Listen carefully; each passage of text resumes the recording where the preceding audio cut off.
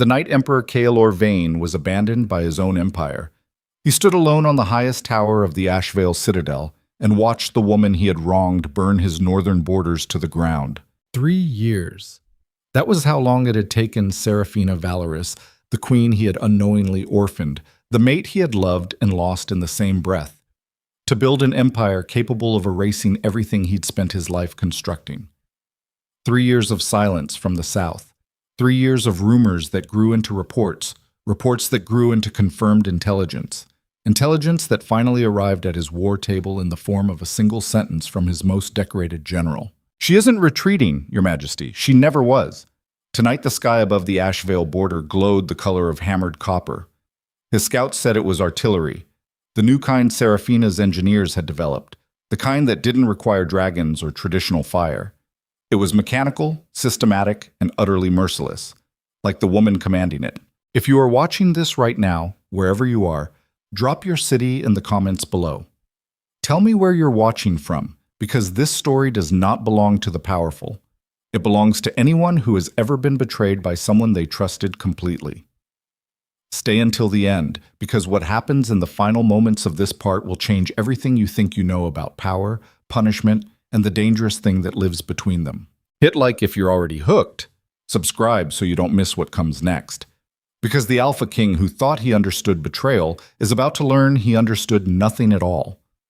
The war room smelled of lamp oil, dried sweat, and fear. Kaelor had learned to identify fear by its smell, years before he learned to read it on faces. Faces could be trained. Masks could be constructed and maintained through discipline and will. But the body had its own language, and that language never lied. The generals gathered around his table smelled of it now. That particular sharpness beneath polished armor and formal cloaks.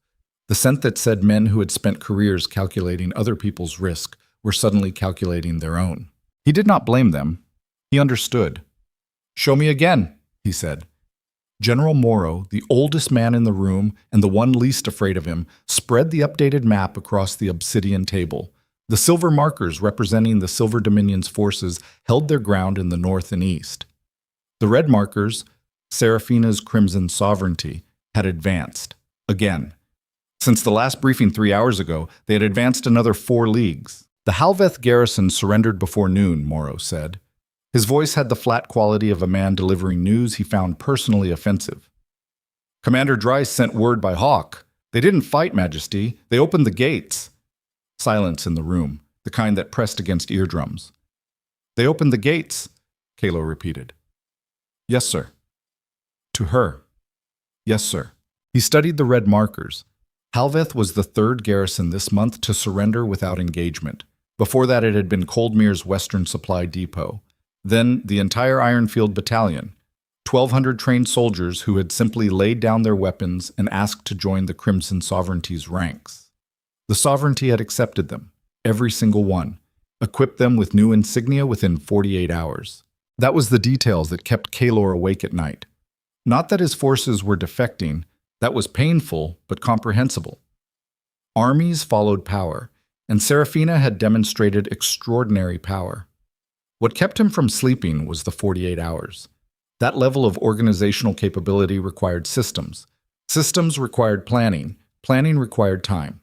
She had been building this for 3 years, methodically, without error. He had underestimated her so completely that it still stunned him when he stopped pretending it didn't. "What are her terms?" he asked. Morrow glanced at the younger generals. Something passed between them. Not quite hesitation, but the precursor to it. Kaelor fixed his gaze on Morrow alone, because if a man of Morrow's tenure was hesitating, the content of those terms was going to be specific. "She hasn't issued terms, Your Majesty. She took 4 of my installations this month and issued no terms." "No, sir." "No demands? No negotiation requests? No envoy?" The Sovereignty's official communiques to surrounding kingdoms described the actions as— Morrow paused, unfolded a document from his breast pocket, read from it directly. "Strategic repositioning to ensure the safety of civilians previously under the administrative negligence of the Silver Dominion." The insult was elegant. Not an accusation, an observation. Not an invasion, a rescue operation. In a single sentence, she had reframed 4 military captures as humanitarian actions. Kaylor pulled out a chair and sat down for the first time since the early briefing. He placed both hands flat on the table and stared at the red markers, and thought about the woman who had placed them there, in his war room, in his head, in a position he had no clean response to.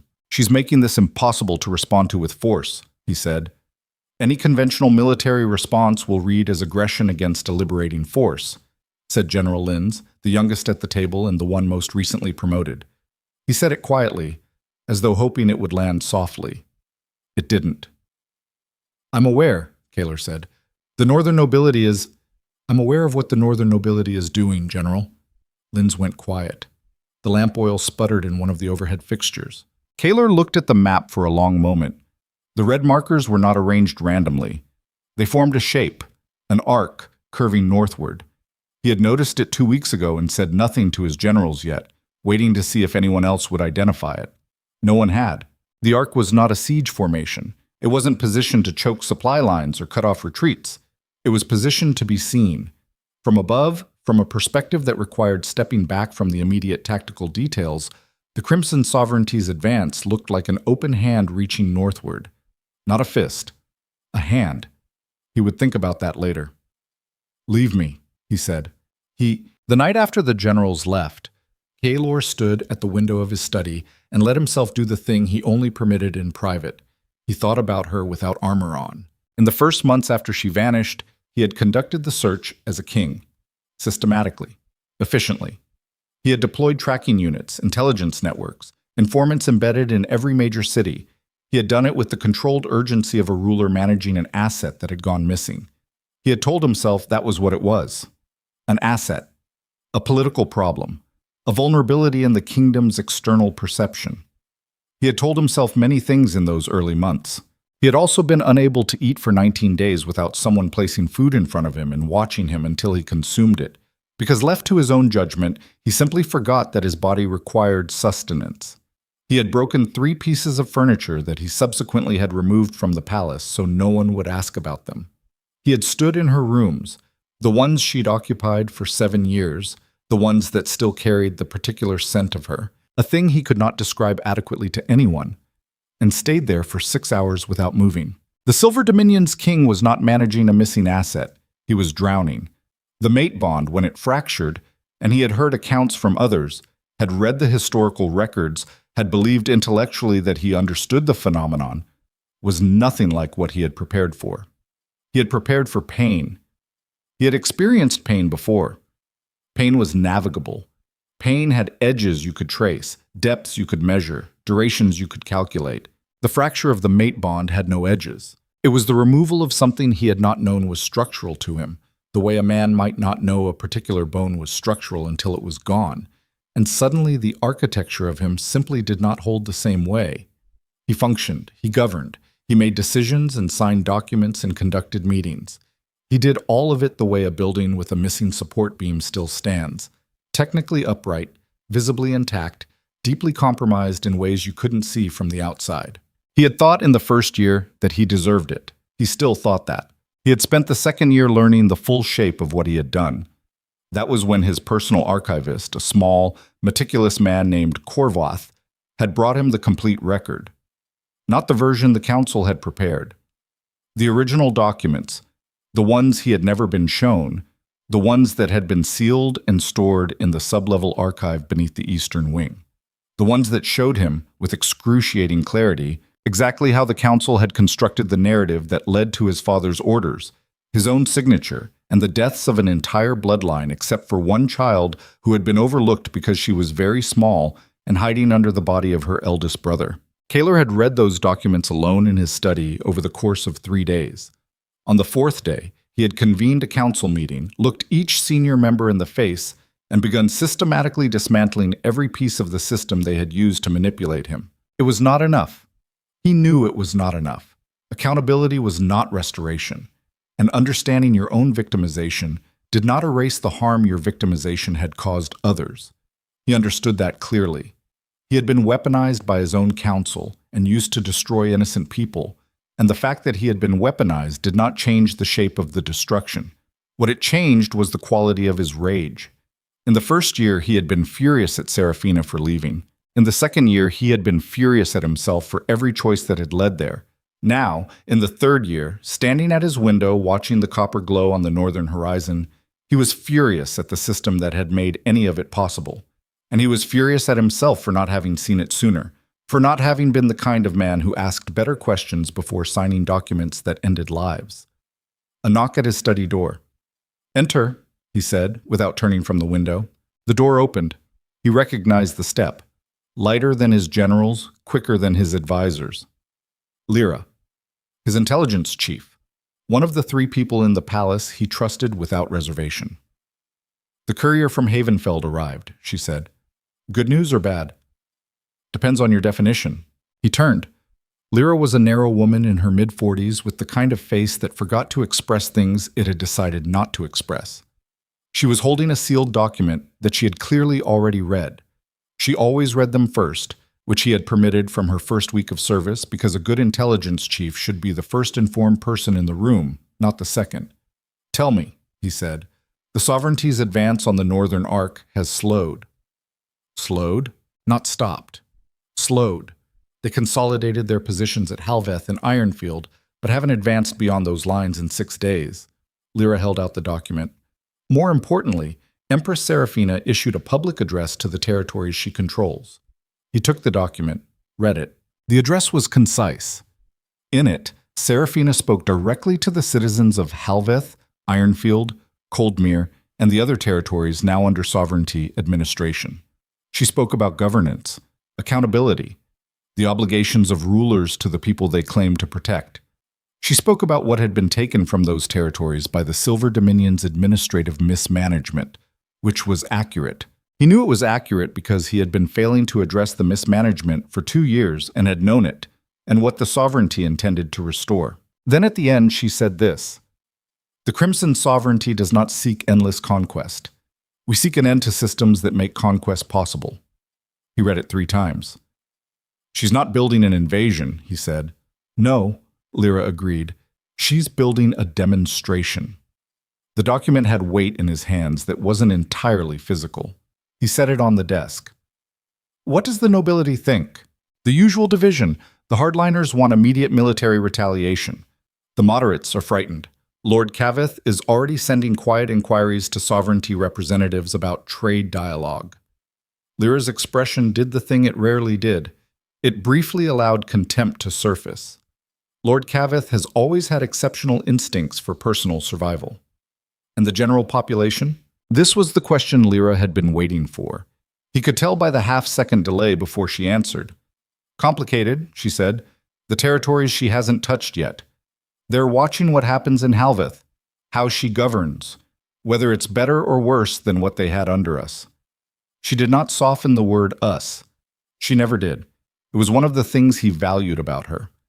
"Early reports from our embedded contacts in Halveth suggest the population is cautiously positive." "Cautiously positive," he said flatly. "People are eating. The civic systems are functioning." She replaced Halveth's garrison commander with a local administrator appointed by a citizen council she organized within the first week. Lyra paused. "Kalor, she gave them a vote." The silence that followed was not comfortable. He walked to his desk and sat down, spread the document flat and looked at it without reading it again. The lamp on his desk threw warm light across the text. Outside the window, the copper glow had faded. The border installations had gone quiet, for now. "She's better at this than I am," he said. Lyra didn't answer. "That's not a question," he said. "You don't need to be diplomatic about it." "You've made significant reforms in the past 2 years," she said carefully. "Not fast enough, not thoroughly enough." He pressed 2 fingers to the bridge of his nose. The fatigue was constant now. He had stopped noticing it except in moments like this when it pressed down with enough weight to be felt through everything else. She had nothing when she left. No army, no territory, no diplomatic recognition. She built all of this from nothing in 3 years. I have had an established empire for over a decade, and I am watching my own generals defect to her banner. He let that sit for a moment. She is demonstrably better at this than I am. "She is motivated differently," Lyra said. "What does that mean?" "You govern because it is what you were built to do." She governs because of what she nearly lost. Lyra crossed her arms, not defensively, but thoughtfully, the way she did when she was choosing words with care. There is a difference in quality between a king who rules because rule is his birthright and an empress who rules because she fought through the destruction of everything she loved to get there. Kaler was quiet for a moment, then, "You're saying she's angrier." "I'm saying she's clearer. Anger is part of it, but it's bigger than anger." Lyra moved to the window he had been standing at, looked out at the dark. She knows exactly what she's building and exactly why, because she came from exactly what she wants to prevent. You know what you have. She knows what she wants. A pause. Those are different engines. He thought about that. He thought about it the way he'd learned to think about hard things. Not trying to arrive at a conclusion immediately, but letting the shape of the idea settle and seeing what it looked like once it had. "We need to request a summit," he said finally. Lyra turned from the window. Her expression had gone very carefully neutral, which meant the idea surprised her and she was deciding whether to say so. "Through what channel?" she asked. "Direct communication, not through intermediaries." He pulled a blank document from the desk and held it toward her. "Draft the formal request under the sovereign seal. Full diplomatic protocols. No conditions attached." She may not respond. She may not, but she will receive it, and she will know I sent it without conditions, and that will tell her something. Lyra took the document from him slowly. "What will it tell her?" "That I'm not trying to win anymore," he said. "That I know the difference between winning and being right." He looked at the map still spread across his war table, the red arc, the open hand reaching northward. "She already knows I'm not going to beat her militarily. If I keep behaving like that's not true, I'm telling her I'm either stupid or dishonest, and neither of those is a foundation for any kind of conversation." Lyra studied him for a moment with the expression she reserved for things she was not sure she believed. "You want to talk to her," she said. "I need to talk to her." "That's different from wanting," she observed. "Yes," he agreed, "but they're both true." Embrace. The request arrived at the sovereignty's southern capital 17 days later, carried by a courier who had been searched 3 times, once by sovereignty border guards, once by palace security, and once by Serafina's personal intelligence chief, a former Silver Dominion spy named Tessin, who had defected in the sovereignty's second year, and whose detailed knowledge of the Dominion's intelligence architecture had been, by Serafina's own assessment, worth approximately 3 military victories. Serafina received the document alone in the war room she had built in the lower level of the sovereignty's capital, not the ceremonial throne room, not the audience hall, the actual war room where the maps were, where the logistics board stood, where the smell of lamp oil and parchment dust was thick and honest. She read it twice. Then she set it on the table and walked to the window that looked out over the capital's main avenue, where the morning market was opening, where ordinary people were buying bread and arguing about prices and carrying children on their shoulders. And she pressed her palm flat against the glass and felt the faint vibration of a city that was alive because she had made decisions that kept it that way. She had not expected him to send without conditions. She had prepared for demands. She had prepared for ultimatums dressed as peace overtures, for the kind of diplomatic language that said, "Let's negotiate, but meant you've gone far enough. Stop now." She had prepared 17 different responses to 17 different versions of that document. She had not prepared for what he actually sent. The formal request was 2 paragraphs. In the first paragraph, he requested a summit under full diplomatic neutrality, location of her choosing, security arrangements of her choosing, timeline of her choosing. In the second paragraph, he wrote 6 sentences, not in formal diplomatic language, but in plain speech, the kind that didn't require a court secretary to translate. "I am not requesting this summit to negotiate your withdrawal. I am requesting it because 3 years of distance from each other has not produced clarity for either of us. I believe you know things I need to hear. I believe there are things I need to say that should be said to you directly and not through the architecture of war. I make no promises about outcomes. I ask only for the room." She had read those 6 sentences 4 times on the first read and 2 more times on the second. Tessin appeared in the doorway.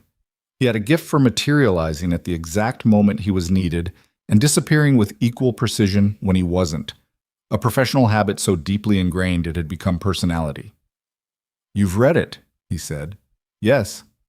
And? Serafina turned from the window. She was wearing field gear, the practical kind, leather and linen, nothing ceremonial.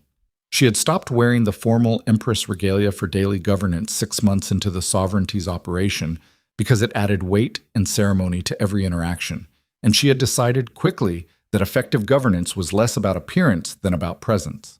The regalia came out for diplomatic events and public addresses. For everything else, she showed up as a person. It was, she had noticed, deeply disorienting to people who had expected a queen who was now an empress. She found their disorientation useful. He sent without conditions, she said. I noticed. He also sent without a timeline. Also noticed. She looked at Tessin. He had a sharp, watchful face with the particular quality of someone who had spent years pretending to be exactly what other people expected, and had gotten so good at it that he no longer needed to try. What's your read? Tessin considered. He crossed his arms, leaned against the doorframe, looked at the document on the table the way he looked at everything, not with suspicion exactly, but with the assumption that there was always more information available than the surface suggested, and that the correct response to any situation was to look for it before acting. Lyra drafted it, he said. I know her style. The 6 sentences at the end aren't hers. Serafina had thought the same thing. Lyra's prose had a structural quality, clean and precise. The 6 sentences at the end were different. They had the slightly uneven rhythm of someone who had written and rewritten something, crossing out the version that sounded right and replacing it with the version that was true. He wrote them himself, she said. Yes. Tessin shifted his weight. The question is whether that's strategy or honesty. It's probably both. For most people that would be damning. For him it might actually be progress. She picked the document up again. Read the 6 sentences one more time, felt the weight of them. Not their content exactly, but the weight of the fact that he had sent them. Kaelor Vane did not do things like this. She had been his queen for 7 years. She knew him at angles most people never saw. She knew the way he moved through formal interactions versus the way he moved through private ones, knew the specific quality of his silence when he was thinking versus when he had already decided, knew the tells that even Lyra probably couldn't read. She knew what it had cost him to write 6 sentences without armor. That knowledge sat alongside the other knowledge, the knowledge of her brothers' faces, of the sound her mother had made in the only story she'd ever heard from a survivor who wasn't supposed to survive either, of the 3 years she had spent building something from nothing because the something she'd had was built on a foundation that had been poisoned before she ever stood on it. Both things were true. They had always been both things at once. The part that made it unbearable was not the love or the rage in isolation. It was that they existed in the same interior space without canceling each other out. She had built an empire partly to have somewhere to put all of it. Draft a response, she said. Neutral ground, my specification. The Summit of Sovereigns format. We use the Continental Charter protocols, full representation from surrounding territories as witnesses. He doesn't get a private audience. Whatever he has to say, he says in front of everyone. She set the document down with finality. If he means it, he'll agree to those terms without negotiating them. Tessin uncrossed his arms. And if he doesn't mean it, then we'll know faster than if I gave him a private room. She looked at the map. The arc. Her arc. Open and deliberate. Either way, I get information. You're going, Tessin said. It wasn't a question. I was always going, she said. I've been waiting for him to ask without conditions for 2 years. There was something in her voice when she said it that she did not try to conceal, because she was alone with Tessin, and he already knew the full shape of what she carried, had known since the 3rd month of the sovereignty when she had been running a fever from an infected wound and had said things she would not have said otherwise. He had never mentioned it again. She had never acknowledged it. They operated on the unspoken agreement that it existed and that it did not leave the room it had been set in. Serafina, he said, don't. I'm not going to say anything sentimental. You never do. That's not what I'm worried about. Then what are you worried about? She picked up a piece of chalk from the ledge beneath the logistics board and turned it in her fingers. She had a habit of doing this when she was thinking, not writing with it, just holding something physical while her mind moved through things. That I'll walk into that room and everything I've built will stop feeling real, she said. That looking at him will make all of this, a gesture at the room, the map, the logistics board, the sovereignty, feel like something I constructed to not think about what actually happened. Tessin was quiet for a moment, then, or it could confirm that everything you built is real, regardless of what you feel when you look at him. Possibly, she said, both outcomes require going. Yes, he agreed. They do. San. She agreed to the summit on the 41st day after the request arrived. She chose the venue, a neutral city called Varamor, in the territory of a minor noble house that had spent the past decade maintaining careful neutrality between the Silver Dominion and the sovereignty by the simple method of having very little that either empire wanted. The Varamor estate was large enough to host multiple diplomatic delegations, old enough to have the kind of thick stone walls that made eavesdropping difficult, and situated in a valley surrounded by terrain that made military misdirection impractical. She specified the protocols in detail.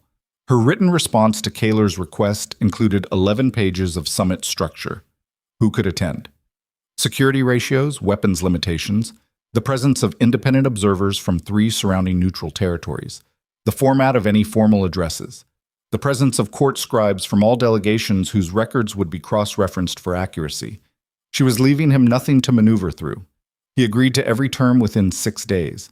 The summit was scheduled for 3 weeks out. In those 3 weeks, the sovereignty's advance on the northern arc remained in suspension. Not withdrawn, suspended.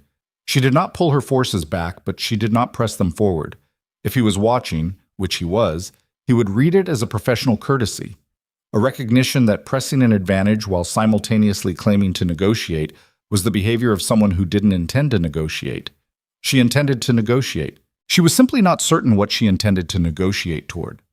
The night before she departed for Varamor, she stood in her own private rooms, the ones she had built from nothing 3 years ago, the ones that had the quality of space designed rather than inherited, and looked at the document he had sent her. She kept it. She should not have kept it. It was evidence, technically, and evidence should be archived properly in the intelligence records. She had photographed it with the sovereignty's documentation process and filed those copies where they belonged. She kept the original. She held it now and read the 6 sentences one more time, the way you read something you have memorized but still need to see in its physical form. I ask only for the room. She had given him the room. She had given him the largest possible room. A neutral city, independent witnesses, formal continental protocols. She had made it nearly impossible for anything that happened in that room to be misrepresented or denied afterward. What she could not determine, even now, with 3 years of hard clarity behind her, with an empire under her belt and Tessin's intelligence and her own considerable survival instinct, what she could not determine was what she hoped would happen once she walked through the door. She folded the document, put it in the interior pocket of her coat, next to the sealed communication from Tessin that listed the names of the 3 sovereignty generals who would accompany her and the contingency protocols in the event the summit was a trap. She had planned for the trap. She planned for every contingency. It was how she had gotten here. She just hadn't planned adequately for the contingency in which it wasn't. The morning of the summit, Varamor was cold. A late-season frost had come through the night before, leaving the valley's grass stiff and white at the edges, the kind of cold that got into buildings despite sealed shutters and made people drink things that were too hot and burned their tongues because warmth was urgent. She arrived first. She had stipulated that in the protocol, the sovereignty's delegation would arrive and conduct a security sweep before the Silver Dominion's delegation entered the estate. It was a reasonable security measure and also a deliberate message. She would not wait in rooms for him. If he wanted this summit, he would arrive to find her already there. The main hall of the Varamor estate was large and lit by a combination of high windows and standing candelabras. The furniture had been rearranged according to her specifications. A long table, equal seating on both sides, no head position, no throne configurations, no elevated daises. Across the table from her empty chair, another empty chair.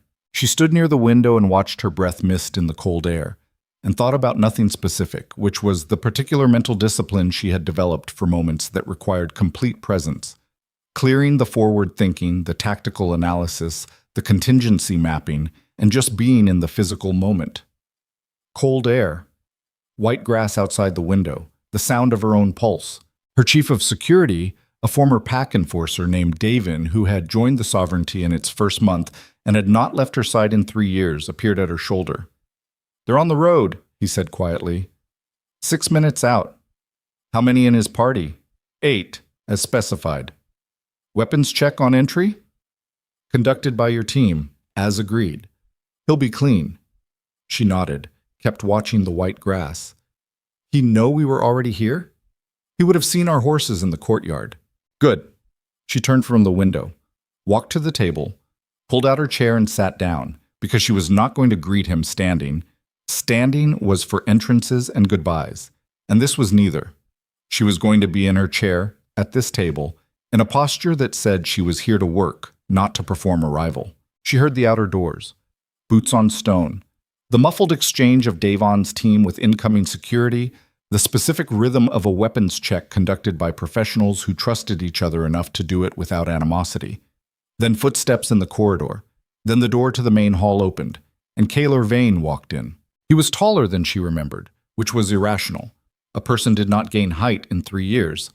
But memory had a way of compressing people while absence enlarged the gap between the memory and the fact.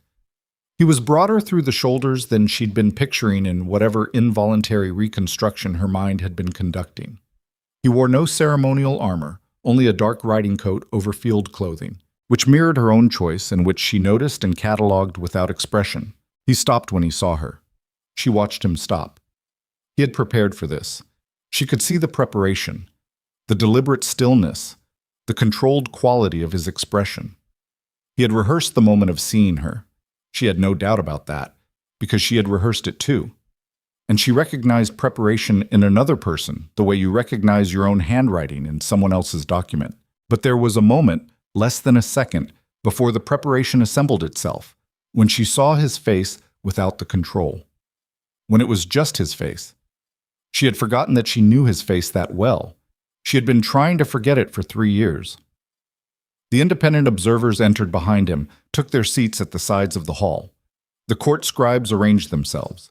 The delegations from both sides settled into their protocol positions. Kaylor walked to the table, pulled out his chair, sat down across from her.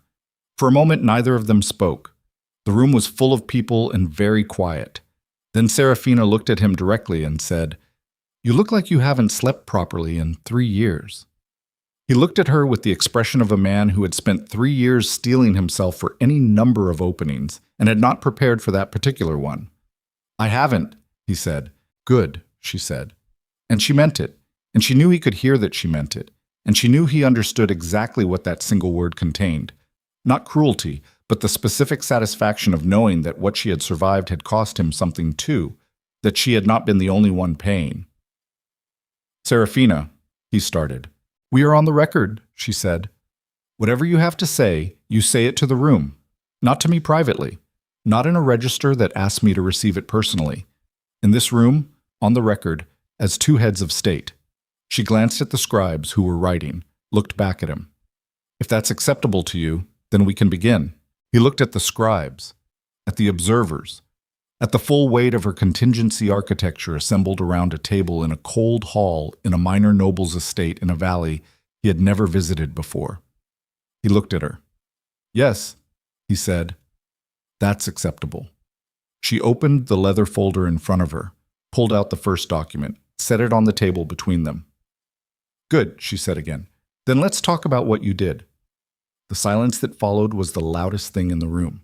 At the end of the table, near the wall, one of the independent observers, a middle-aged woman representing the Eastern Neutral Territories, a woman who had been in diplomatic service for 20 years and had seen more than a dozen summits of various scales, pressed her lips together in an expression that the scribe beside her, glancing over, would later describe in his personal notes as something he had never seen on a career diplomat's face before. It looked, he would write, like the beginning of history. It also looked, he would write, like the moment before a fire catches.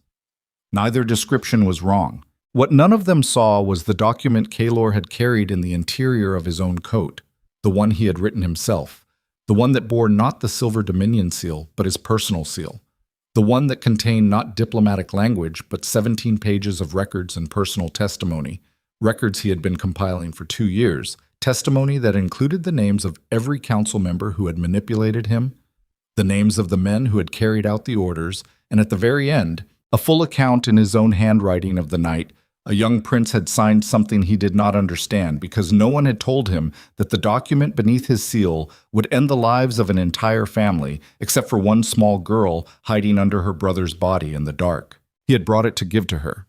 He did not know yet if she would let him. But on the other side of the hall, behind the tapestry near the eastern door, where no one was supposed to be, where the security sweep had found nothing because the person hiding there was extraordinarily good at not being found, a figure pressed against the cold stone wall and watched the summit begin and pressed 2 fingers to the receiver embedded in the collar of their coat. "Contact," they said, barely a breath. "She's here. He's here." A pause. Then, through the receiver, a voice with no warmth in it at all. "Good. The device is in position. Wait for my signal." The figure behind the tapestry looked at the 2 heads of state sitting across from each other in a cold hall, in a valley, in a minor noble's estate, in a territory that had maintained perfect neutrality for a decade. Someone had decided that neutrality was over. The document she placed on the table between them was a single page. Kaylor looked at it without touching it.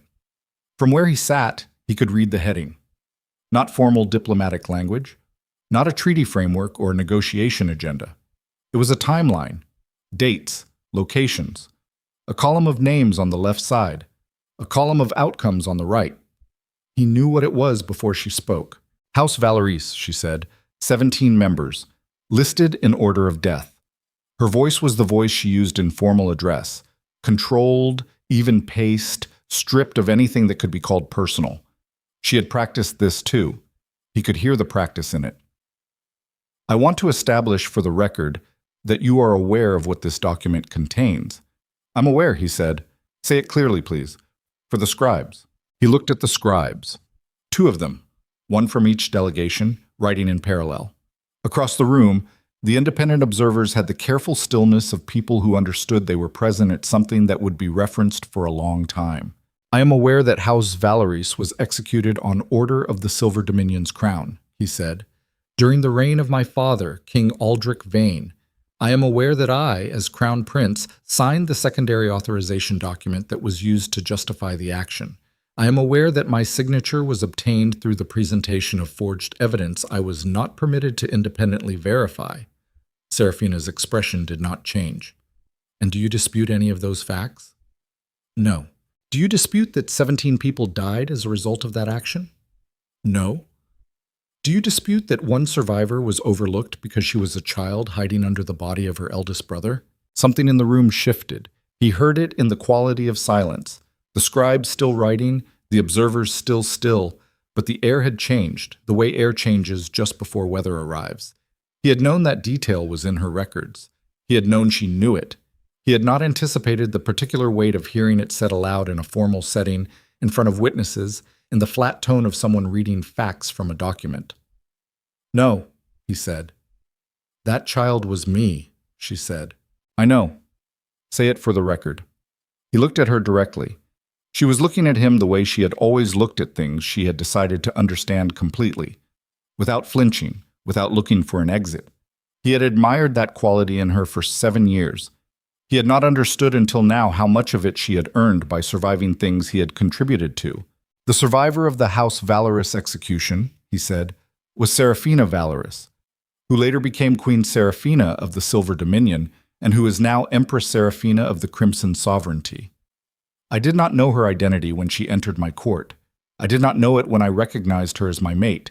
I did not know it until after the mate bond was formed." He paused. "Those facts do not reduce my responsibility. They inform the shape of it." Serafina looked at him for a moment that lasted longer than the formal record probably captured. Then she made a small, precise notation on the document in front of her and said, "Thank you." The 2 words were clinical. They were not forgiveness. They were not a softening. They were the words of someone who had gotten what she came for in this particular exchange and was moving to the next item. He found them harder to sit with than anger would have been. Observe what happens when accountability is stripped of every protective layer and made to stand in the open. There's a reason powerful people conduct their reconciliations in private.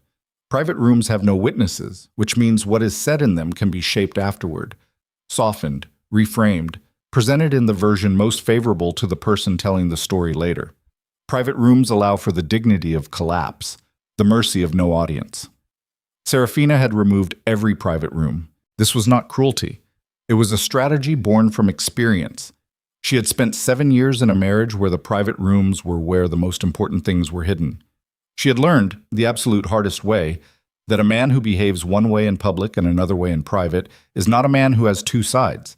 He is a man who has decided that you are not important enough to receive the truth where anyone else can see it. So she put everything in the largest possible room. She put the witnesses there. She put the scribes there. She made the act of accountability into a public document because a public document cannot be privately revised. What she had not accounted for, what she was discovering now, watching Kaylor Vane answer her questions without deflection, without the instinct to negotiate around the edges of his own culpability, was that a man who agrees to public accountability and then actually delivers it presents a problem she had not built a contingency for. She had built contingencies for a man who would resist. She had not built one for a man who didn't. I want to move to the matter of the Royal Council, she said. General Morrow, seated behind Kaylor and slightly to his left, shifted in his chair. She noted it. Proceed, Kaylor said. The council members who constructed the evidence used to justify the House Valorous action. Their current status. 7 are no longer in their posts. 3 are dead of natural causes. 2 are under formal imperial inquiry for actions unrelated to Valorous. He reached into the interior of his coat. I have documentation. He produced the sealed folder. 17 pages. She would count them later. He placed it on the table without sliding it across, without reaching across the boundary of the table's center line, setting it on his own side and leaving it there, available but not pressed upon her. That was deliberate. She recognized deliberate. My counsel will review it, she said. She looked at Tessin, who was standing along the wall with the rest of her senior advisors. He moved forward, took the folder from the table, stepped back. Kaylor watched Tessin take the folder. If he recognized the man, and given that Tessin had spent 8 years inside the Silver Dominion's intelligence apparatus before defecting, he almost certainly did. He gave no indication of it. That was also deliberate. She filed it. The matter of the summit itself, she said, shifting registers with the efficiency of someone who had decided how this session would be structured before she arrived and was not deviating. You requested this meeting with no conditions. I want to understand what that means to you, not diplomatically, specifically. Kaylor's jaw moved almost imperceptibly. The particular tension she had learned to read, years ago, as the signal that he was choosing between the answer that was polished and the answer that was honest. He had chosen honest in those 6 sentences. She was watching to see if that was a letter-writing choice or an actual posture. It means, he said slowly, that I'm not here to ask you to stop what you're doing. That landed in the room with weight. She heard Morrow shift again. Behind her, she could feel the attention of her own generals sharpen, that particular change in the room's quality when people who spend their lives calculating force suddenly encounter a statement that doesn't compute. Clarify, she said. The Crimson Sovereignty's expansion into territories previously under Silver Dominion administration. The defections. The governance structures you've built. He looked at the map that had been laid out on the secondary table along the wall. Her map, the Sovereignty's current territorial holdings, which her delegation had placed there as a matter of factual record at the opening of the session. I'm not here to negotiate your withdrawal, as I stated in my request. I'm here because... He stopped, started again with the visible effort of someone refusing to reach for language that would make a thing sound better than its honest shape. Because what you're doing is working, and what I was doing wasn't. And someone has to say that in a room with witnesses, or it will get revised later. Another silence. This one had a different quality than the first ones.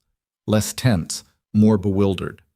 Summits had a grammar that diplomats understood, a set of moves and countermoves that followed legible patterns. Kaylor Vane had just said something outside the grammar. The independent observer near the eastern wall, the career diplomat, had stopped writing in her personal notes and was simply watching. You're conceding territorial governance, Serafina said. I'm conceding that the territories you currently administer are better administered than they were under my governance, he said. Those are different statements. The first implies a formal negotiation. The second is just an observation about outcomes. And what do you want in exchange for this observation? Nothing in exchange, he said. That's what no conditions means. She studied him. This was the moment she had spent 3 years building toward, and it did not feel the way she had expected it to feel. She had expected to feel the satisfaction of a trap closing.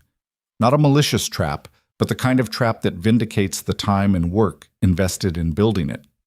She had expected him to concede under pressure, and concession under pressure had a specific quality that was both satisfying and hollow. He was not conceding under pressure. He was conceding because he had thought it through and arrived at a conclusion on his own. That was categorically different. It was so different that she could not apply any of her prepared responses to it, because her prepared responses had all been designed for a different kind of man.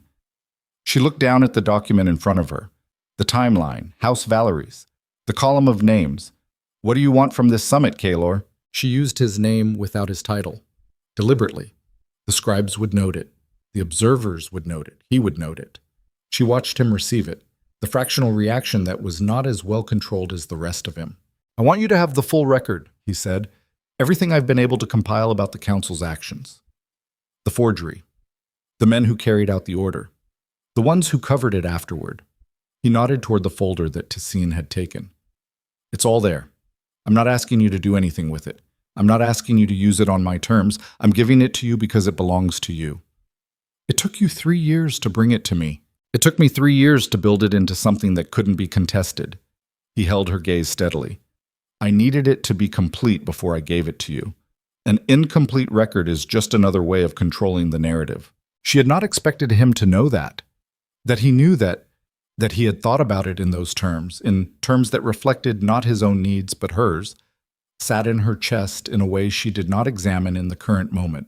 She noted it the way she noted the Tessine recognition, non-reaction, filed, to be processed when she was not sitting in a room with witnesses.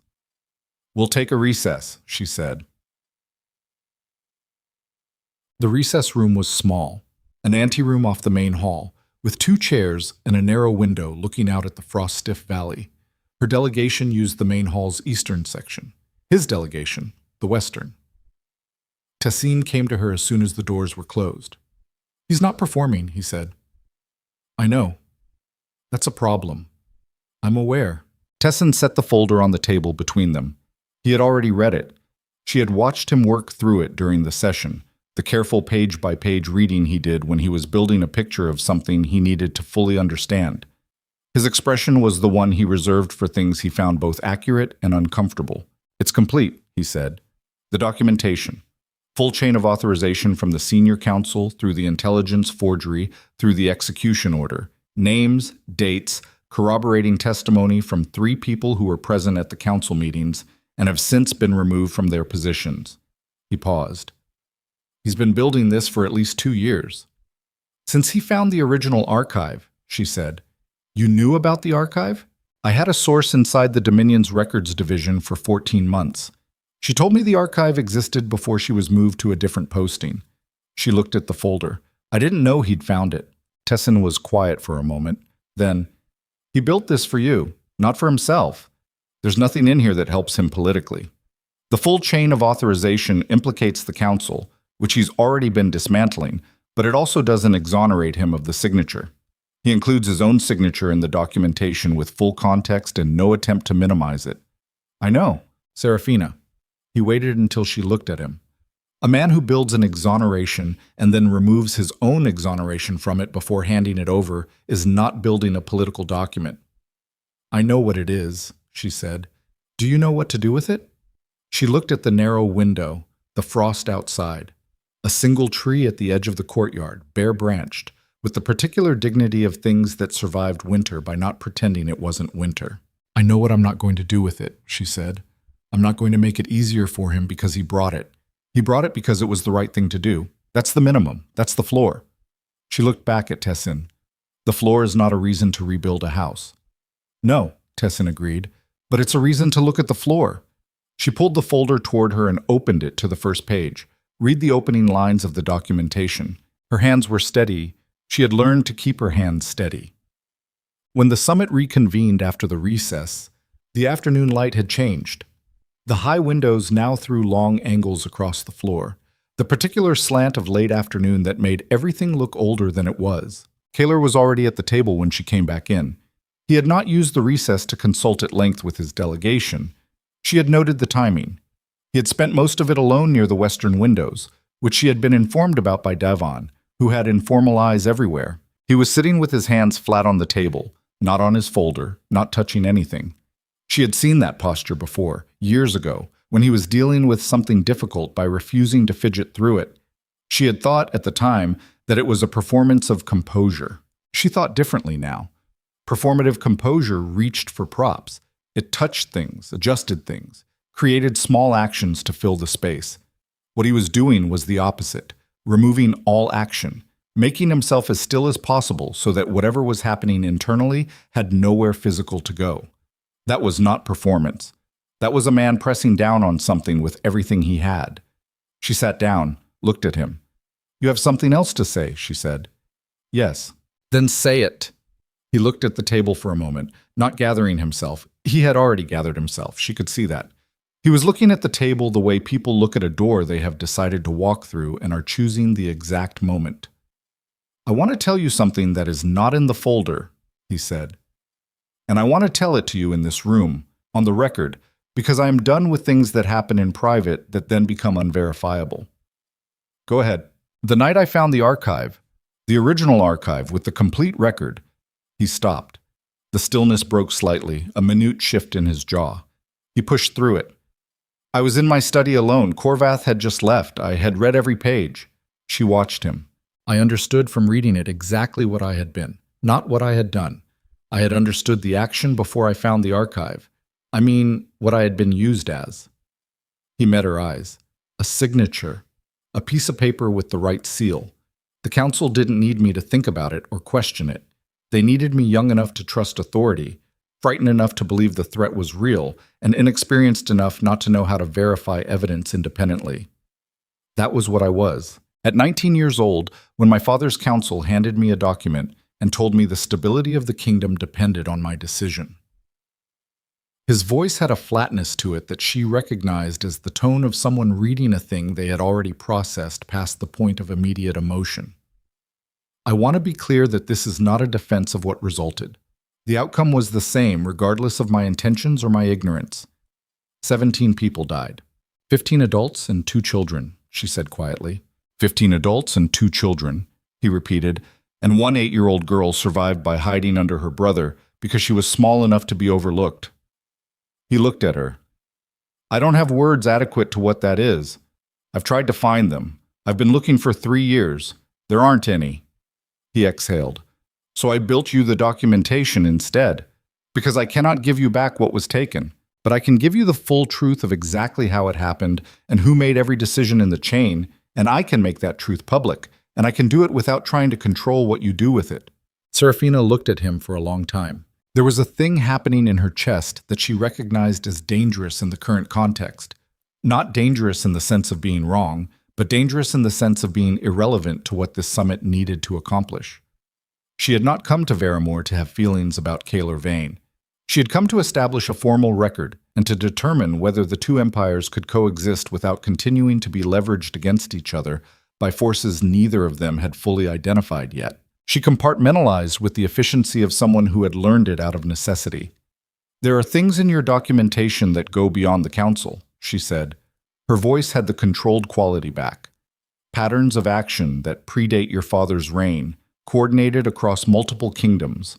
The same techniques, false evidence, manipulated bloodlines, manufactured conflicts, used in at least 3 other instances in the past 40 years that I can identify." Kaler's eyes sharpened. That particular shift from the deliberate openness of the confessional register to the analytical focus of a ruler recognizing a strategic problem. She had seen it 1,000 times across a council table in another life. "You've been mapping it," he said. "Tessin has been mapping it," she said, "for 2 years. What we've found suggests that the House Valoris action was not an isolated decision made by a regional council. It fits a pattern. Someone benefits from royal houses being in conflict. Someone has been making sure that the continent's most powerful rulers spend their energy fighting each other rather than looking at who's standing behind the curtain. She watched him process this. He was fast. That had always been true. He thought in structures, saw the architecture of things quickly, which had made him a formidable ruler even when the structures he was working within were built by people who did not have his interests in mind. If that's accurate, he said carefully, then everything we've been doing for 3 years has been performing exactly as intended by whoever is running the pattern, she said. Yes, you and I at war is the desired outcome, or near enough to war to keep us from looking in the same direction at once. He sat back, not retreating, thinking. She had always been able to tell the difference. The summit, he said.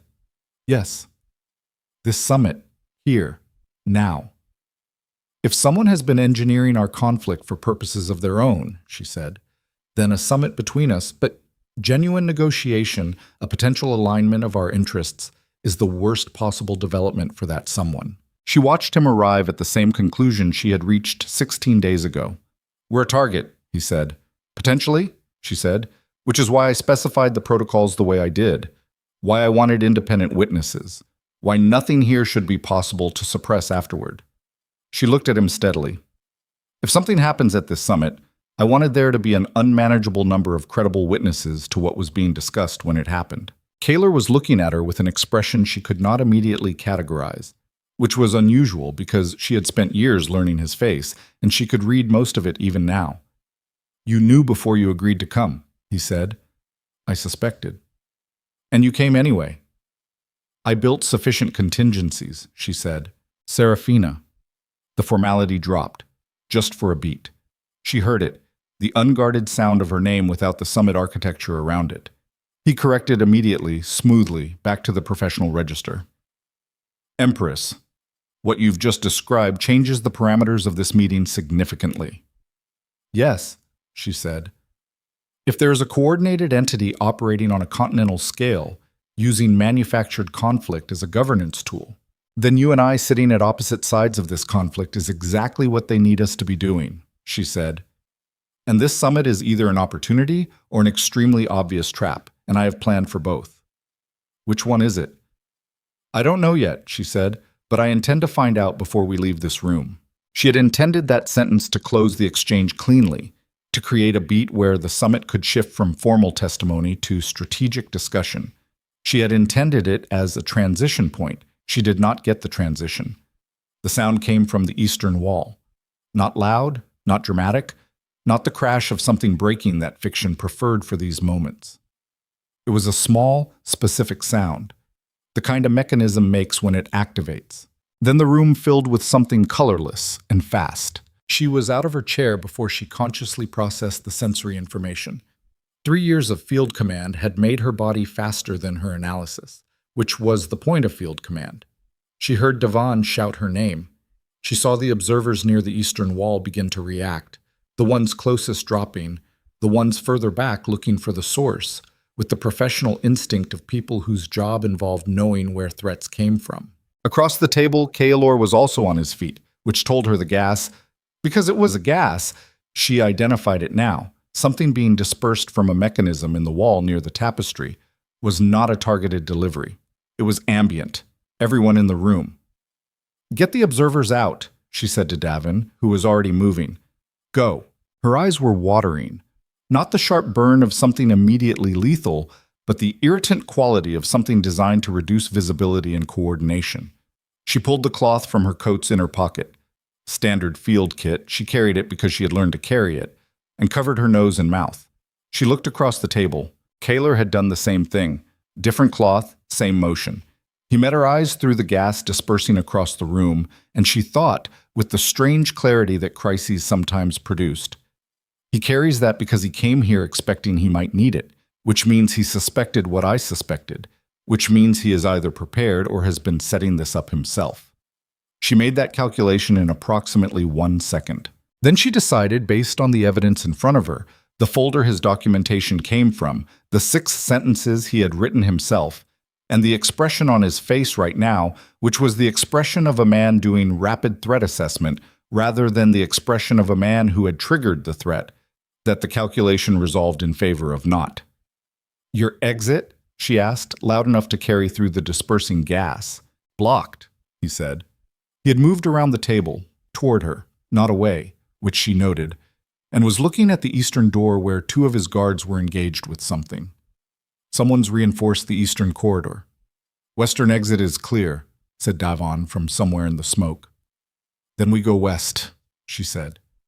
She looked at Kaylor. 3 years of separate lives. 2 empires currently in suspended conflict. A summit that someone had decided to turn into something else. "Can you move?" she asked. "Yes," he said. "Then move," she said. "And stay close." She did not wait for him to decide. She went toward the western exit, her hand on Davon's shoulder for orientation through the thinning gas, and she heard Kaylor's footsteps behind her. Not hesitant, not falling behind, keeping pace with the particular quality of someone who had spent years moving through dangerous situations and had not forgotten how. They came out into the western corridor, cold air, clean and sharp, the frost smell of the valley outside. 3 of her security detail were already there, weapons ready, reading angles on the corridor junctions. 2 of Kaylor's guards emerged behind them. "How many on the outside?" she asked Davon. "Unknown. We have eyes on the north approach. The east is compromised. South is—" He spoke to his earpiece. "South is clear." "The observers?" she asked. "Evacuated. The scribes are with them." "Good." She looked down the corridor. The western exit led to the courtyard, to the horses, to the open valley, which was also where anyone who had planned this would expect them to go. She looked at Kaylor. He was looking at the corridor junction the same way she was, which was the look of someone who had also realized that the obvious exit was the controlled exit. "There's a service passage," he said quietly. She looked at him. "How do you know the service layout of this estate?" "Lyra is thorough," he said. "Lyra is thorough," she repeated, and under different circumstances the sound she made might have been called a laugh. "Where?" "Third door on the right.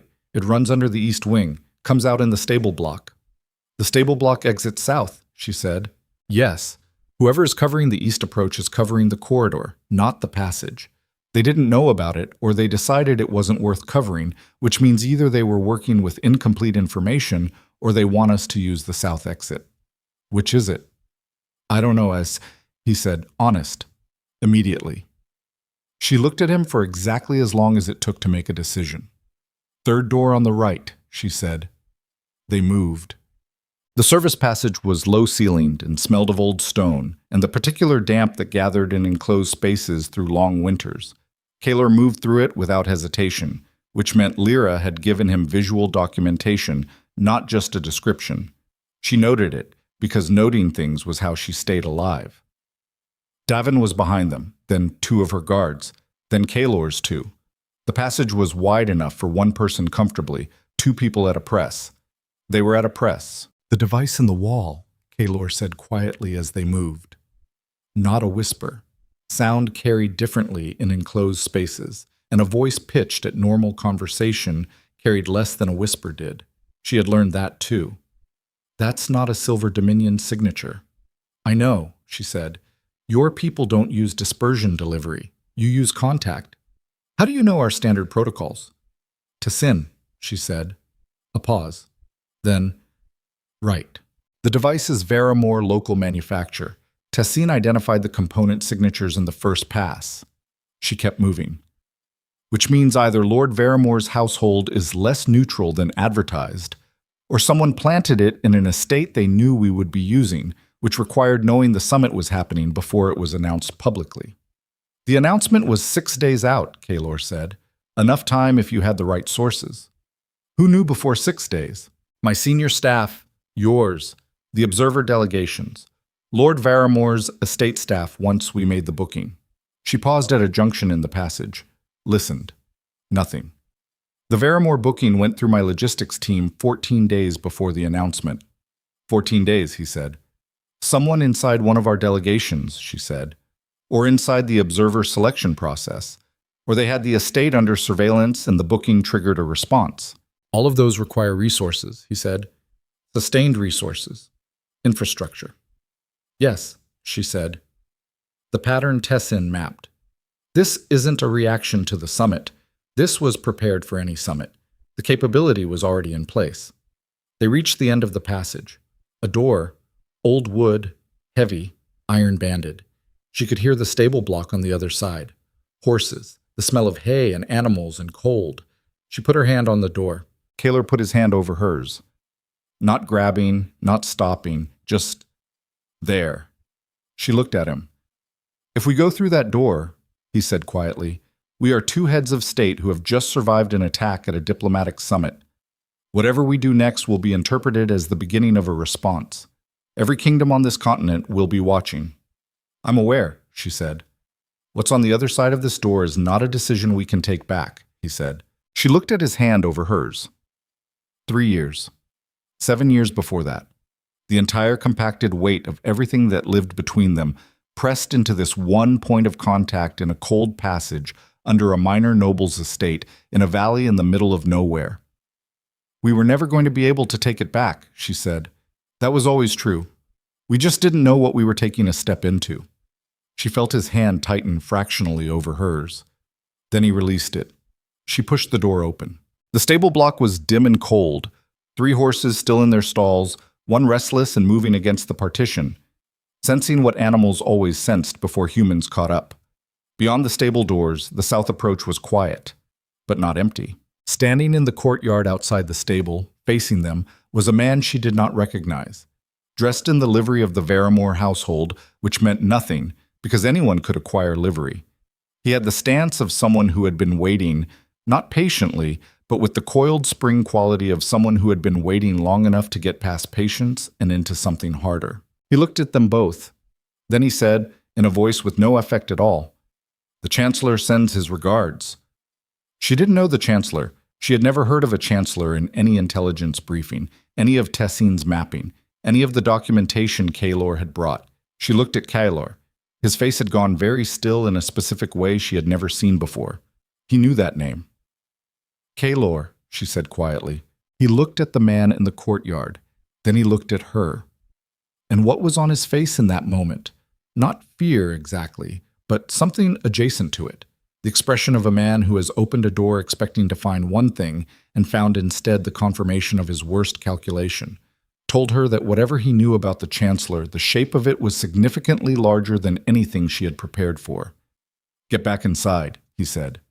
"No," she said. "Talk." "Serafina, we are past the point of private conversations," she said.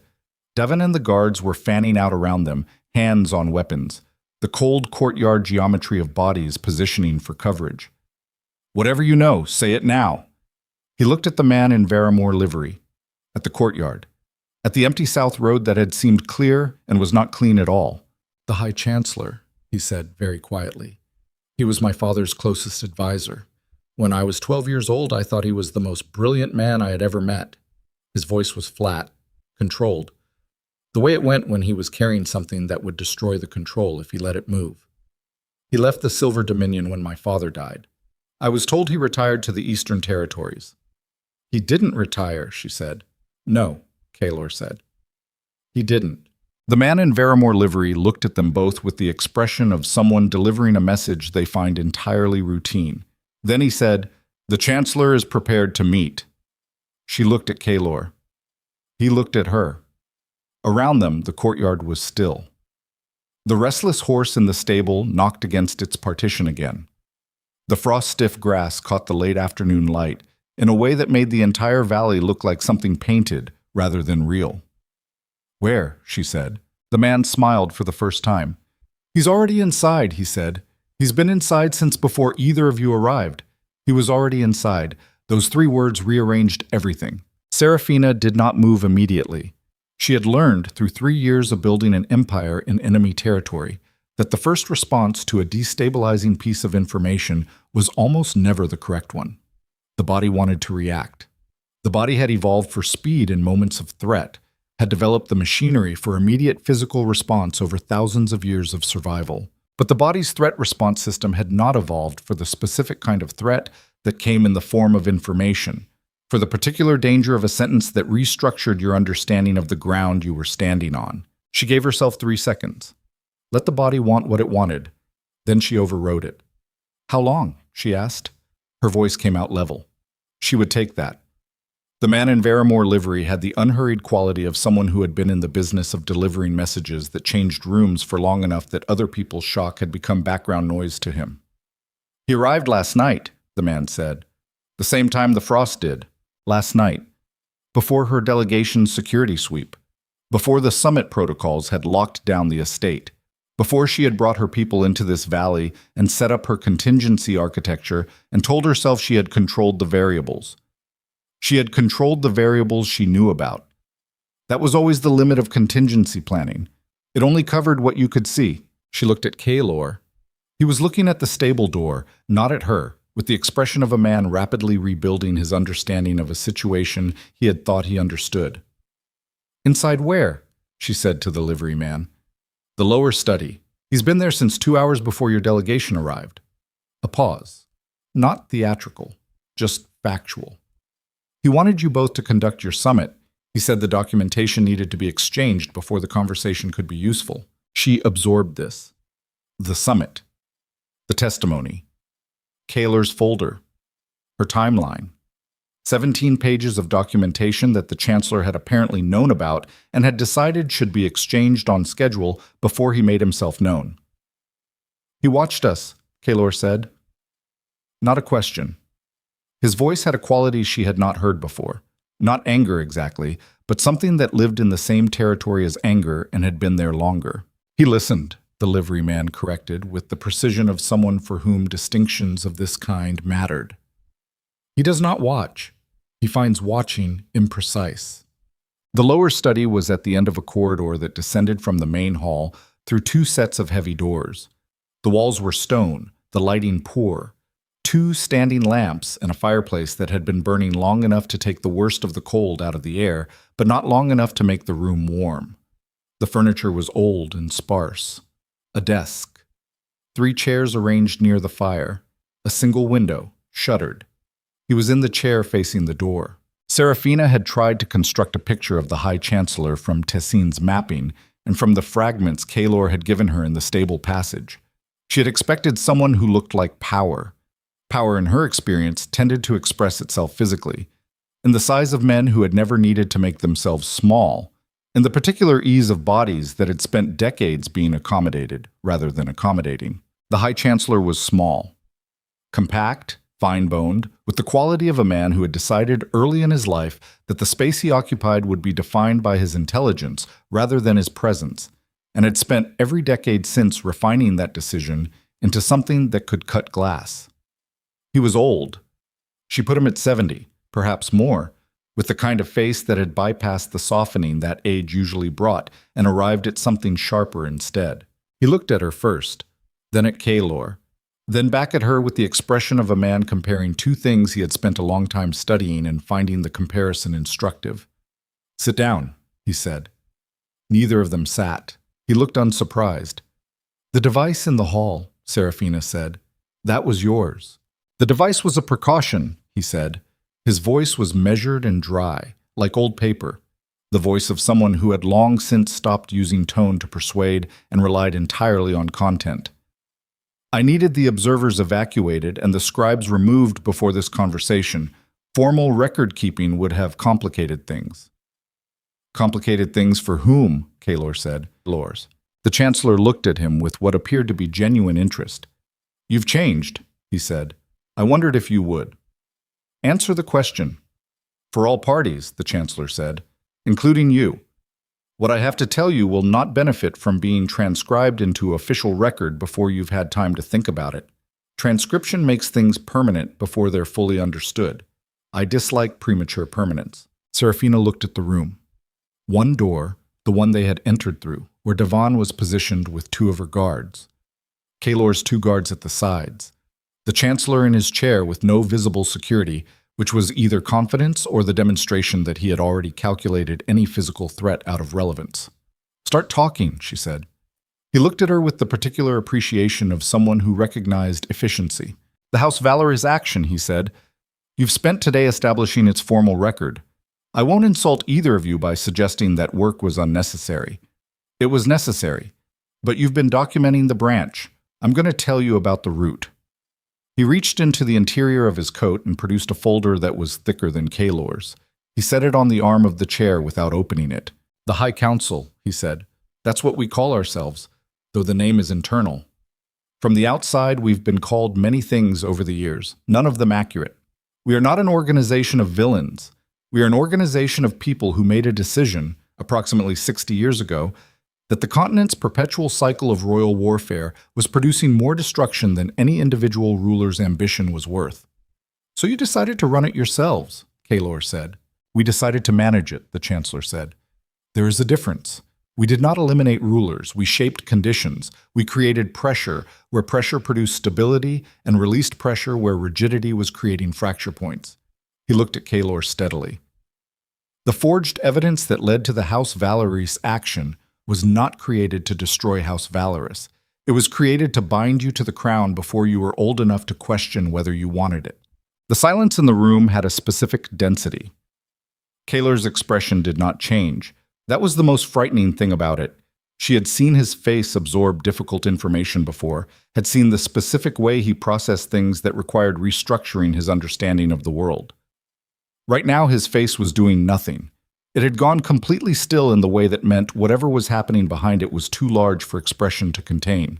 Explain that, Serafina said, because one of them had to keep the conversation moving.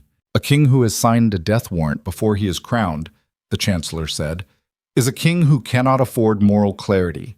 He is compromised in a specific way that makes him dependent on the system that compromised him.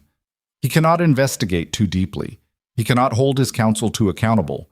He cannot clean house entirely because cleaning house entirely would expose the document with his seal on it. He looked at Kaylor. You were meant to discover the truth of Valorous eventually. Not immediately. You were too young to handle it immediately. But in your late 20s, early 30s, when the discovery would make you compliant rather than rebellious. Compliant, Kaylor said. One word. Flat. It is not personal, the Chancellor said. The same technique was used on the King of the Northern Reaches in his 23rd year, on the Queen of the Thalassian Confederation when she was 26, on 3 other rulers in the past 40 years. A ruler with a secret that implicates them is a ruler who does not look too hard at the people keeping that secret. Serafina heard the structure of it and felt something cold move through her that was not surprise, because the pattern Tessin had mapped had the shape of this, had always had the shape of something too systematic to be individual, but was a specific form of revulsion that came from having the architecture finally named. My family, she said. What were they? The Chancellor looked at her. For the first time, something moved in his expression that was not calculation. Collateral, he said. Unavoidable. House Valorous was not the target. The prince's compliance was the target. Your family died to create a document. She had known this intellectually since Tessin's mapping had begun resolving the pattern. Knowing a thing intellectually and hearing it said aloud by the man who had designed the system were different experiences that occupied different parts of the body. The intellectual knowledge lived in the mind, where it could be processed and filed and used. What she felt hearing it said aloud lived somewhere older than thought, somewhere that did not respond to processing or filing. She did not move. She did not change her expression. She had learned to do that too. You're telling us this now, she said. After 60 years of running this system, after watching it destroy families and manufacture wars and compromise every significant ruler on this continent, you're telling us this now. Why? It was not a question. It was an accusation framed as a question, which was different, and the Chancellor heard the difference. Because it's ending, he said. Kaylor looked up from the middle distance he had been staring into. What does that mean? The system is fracturing, the Chancellor said. What you two have done in the past 3 years, the sovereignty's expansion, the reforms in the Silver Dominion, the defections, the documentation Kaylor has been building, it is destabilizing the architecture in ways we cannot compensate for. We have managed instability for 60 years by controlling the variables. You have become a variable we cannot control. He looked between them. There are members of the High Council who want the problem solved by removing both of you, permanently. The fire cracked. One of the logs shifted, sending a brief shower of sparks against the grate. Davin made a small sound from the doorway that was not quite a word. How many council members? She asked. 8 of 13, the Chancellor said. The vote was held 4 weeks ago. I was outvoted. And you, Kaylor said, his voice having finally found a register, low and dangerous, are here because you were outvoted. I'm here because I have been in this business for 60 years, and I know what a system looks like when it has outlived its justification, the Chancellor said. The original purpose was to prevent the kind of continental warfare that destroyed 3 kingdoms in my father's generation. We succeeded at that. The continent has not had a full-scale multi-kingdom war in 60 years. He looked at Kaylor with something that might have been the closest he came to something other than intellectual distance. We also destroyed things we did not intend to destroy. Individuals we did not fully account for as individuals. His gaze moved to Serafina. I have no adequate response to what your family's death was used for. I am not here to offer one. Don't, she said. No, he agreed. Power, when it finally turns to look at itself, rarely likes what it sees. This is one of the central ironies of authority. The longer a system operates unchallenged, the more it comes to mistake its own continuity for righteousness. The High Council had spent 60 years preventing wars. That was real. The bodies that did not exist because of their management were real, but the bodies that did exist because of their methods were equally real. And the human capacity for moral accounting does not balance those 2 columns cleanly. It is not enough to say that the harm was in service of a larger good. The people who absorbed the harm were not asked if they consented to serve the larger good. They were simply used. What happens to a system when the people it was designed to protect become the ones it is destroying? Usually, nothing. Usually the system develops internal language to explain the contradiction away, to reclassify the damage as acceptable, to insist that the overall mathematics still justify the methods. Systems do not voluntarily dismantle themselves. They adapt their justifications instead. The High Chancellor had watched that adaptation happen for 60 years. He had participated in it.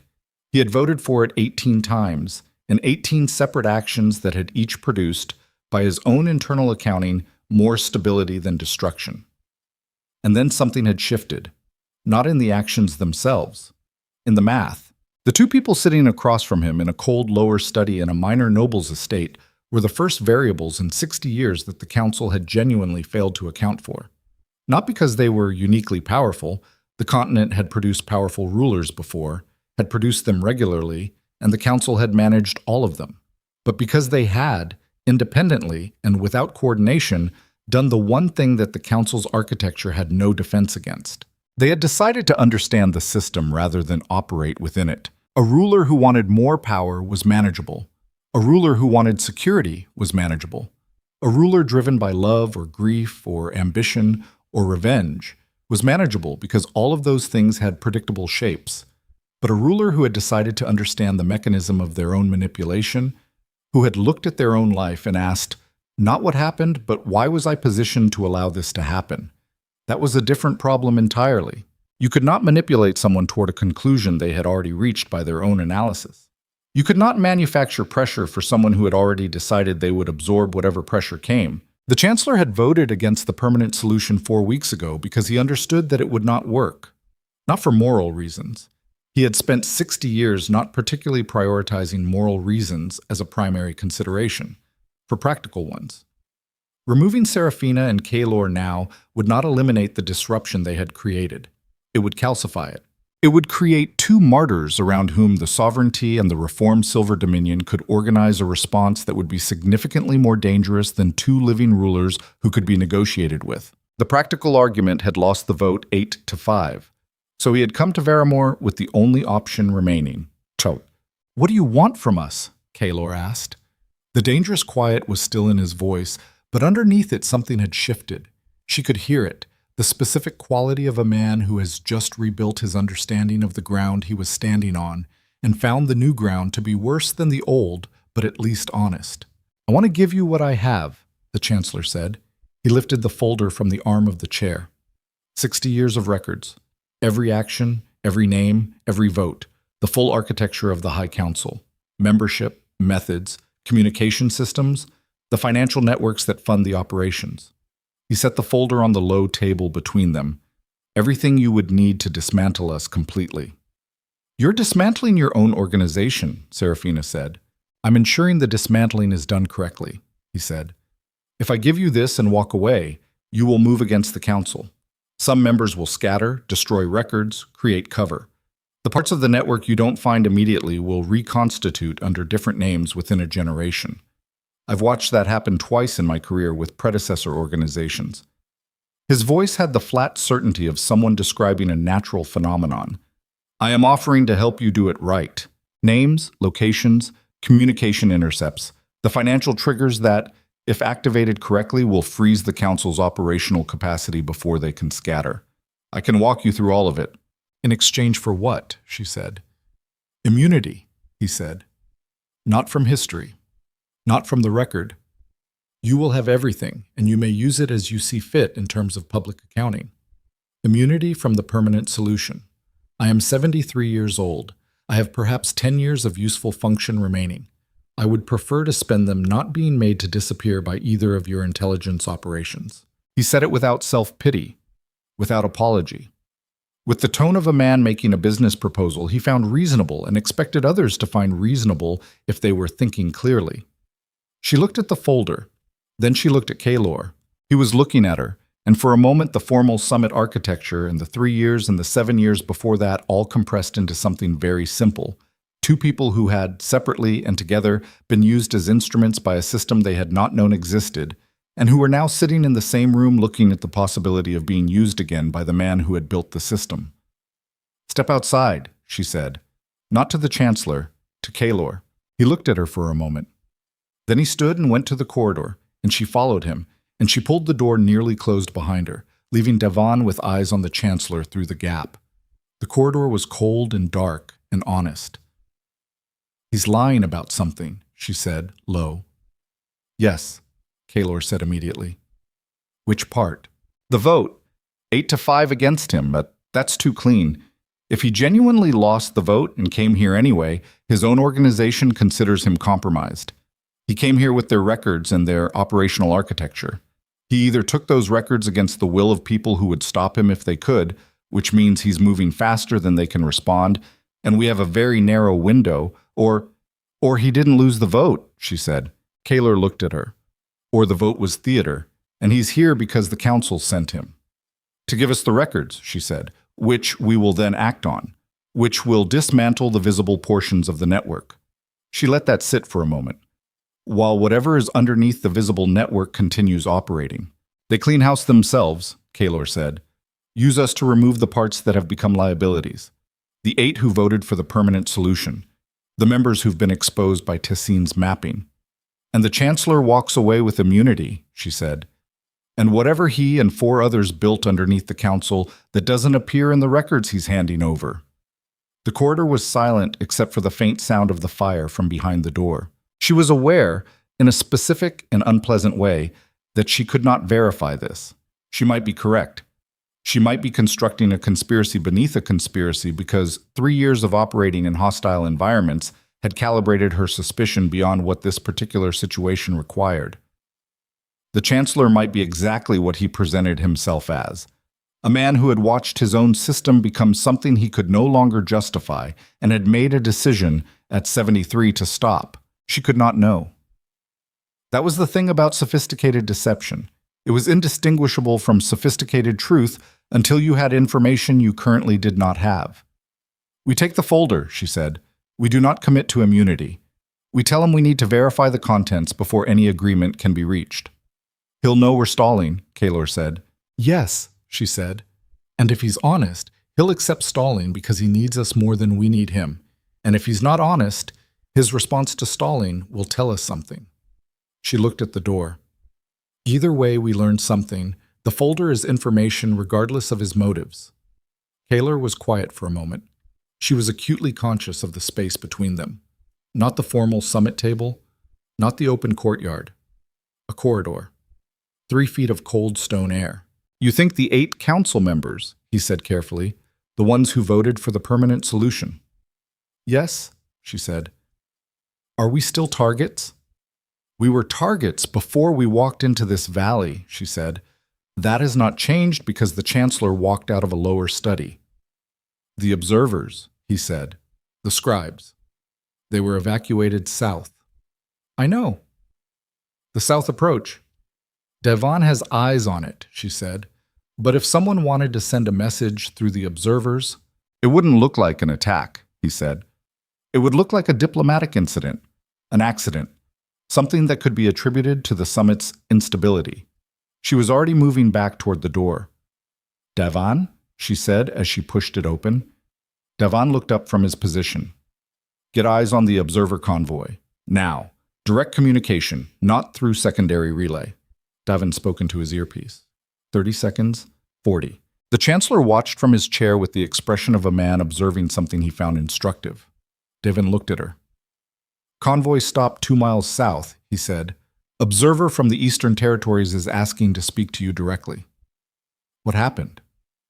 She says someone tried to deliver a message to one of the Dominion scribes. The scribe refused it. The courier didn't leave. Serafina looked at the Chancellor. He looked back at her without readable expression. The 8 members, she said to him. Where are they right now? He said nothing. You came here to use us, she said. I understand that. I even understand the logic of it. But those 8 people ordered our deaths, and right now they are 2 miles south of us, with the only independent witnesses to this summit. Her voice was entirely level, entirely cold. So I'm going to ask you one more time, and your answer is going to tell me everything I need to know about what you actually came here for. Where are the 8 council members who voted to remove us? The fire had burned down. The room was darker than it had been when they entered. The Chancellor looked at her for a long moment. Then he looked at Kaylor. 3 are south of Varamore, he said. They've been there since yesterday. She turned to Devon. Get the convoy moving. Fast route to the Eastern Territory border, not the South Road, now. Devon was already at the door. She turned back to the Chancellor. The other 5. He reached into his coat. Not for the folder. For something smaller. A communication device, the kind she had seen Tessin use, the kind that required specific technical infrastructure to operate. He held it out to her. Active network, he said. You press that and every communication channel the High Council uses will reroute through whatever receiver you designate. You'll hear everything they say to each other for as long as the battery holds. He met her eyes. That's not in the folder. That's not something I was authorized to give you. That is me making a decision that I could not make 4 weeks ago when I still believed the system could correct itself. She looked at the device. Small. Ordinary looking. The kind of ordinary that things looked when they were not ordinary at all. She did not reach for it. Why give me that and not the folder alone? She asked. Because the folder tells you what the council has done, he said. The device tells you what the council is doing right now, tonight, including what the 3 members 2 miles south of you are currently planning. His voice had changed, fractionally, almost imperceptibly, but she heard it, something that was not quite desperation, but that lived adjacent to it. The 5 who are not south, 2 are in the Northern Territories, 2 are in the eastern coastal cities, and 1, he stopped. Kaylor had gone very still. 1, she said. Say it. 1 is in the Silver Dominion, the Chancellor said, inside the palace. Has been for 11 years. He looked at Kaylor. She has been your intelligence chief for 8 of those years. The name did not need to be said. Kaylor's face did the thing it had done in the stable passage. The complete stillness that meant the thing behind it was too large for expression. But this time she could see it wasn't just stillness. Underneath the control, something was happening that had the quality of a structural failure. Not dramatic, not loud, but the deep quiet of a thing that has been holding weight for a long time and has just discovered that the weight was always going to be more than it could hold. Lyra, the woman he had trusted without reservation, the person he had described to Serafina once, in another life, as the only one in the palace who told him things he didn't want to hear because she valued accuracy over his comfort. The person who had drafted the summit request he had sent. The person who had given him the service passage layout of the Varamore estate. The service passage. Serafina saw it arrive in his face at the same moment it arrived in hers.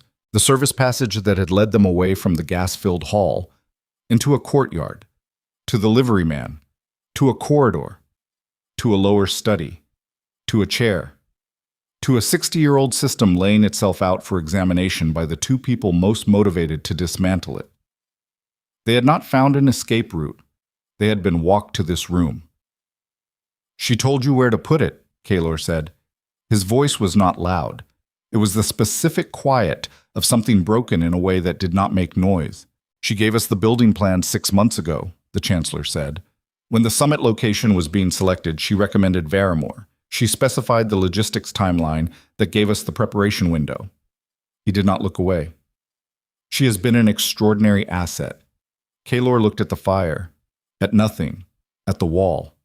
She watched him. This was the moment. Not the gas in the hall, not the courtyard, not the revelation of the High Council's architecture. This was the moment that required something different from everything that had come before, because everything that had come before could be processed as external. The Council's manipulation, his father's complicity, even her family's death, as unprocessable as it was, had external agents, external actors. Lyra was inside. Lyra was 7 years of daily proximity, the private language of a working relationship, the specific trust that builds between a ruler and the person whose entire function is to keep them correctly informed.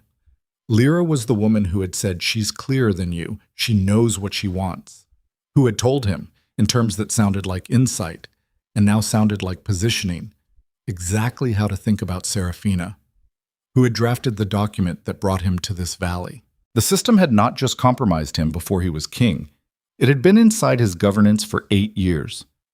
Watching, shaping, deciding which information he received and in what form and at what moment. She did not go to him. This was not the moment for that. She understood it with the clarity of someone who had spent 3 years learning exactly when another person's devastation required proximity and when it required the dignity of space. She picked up the Chancellor's communication device from the table where he had set it. She looked at the folder. She looked at the Chancellor. "You have 20 minutes, she said. "Walk me through the activation sequence for the network intercept. After that, Tessin is going to verify the contents of the folder in real time while we listen to what your 3 colleagues 2 miles south are currently planning." Her voice had the quality of something that had made its decision and did not need to revisit it. "And if any part of the next 20 minutes suggests that you have given us incomplete information or a device that routes to you rather than to us, I understand the consequence," the Chancellor said. "Good," she said. "Then we begin." Behind her, she heard Kaylor move, not toward the door, toward the table.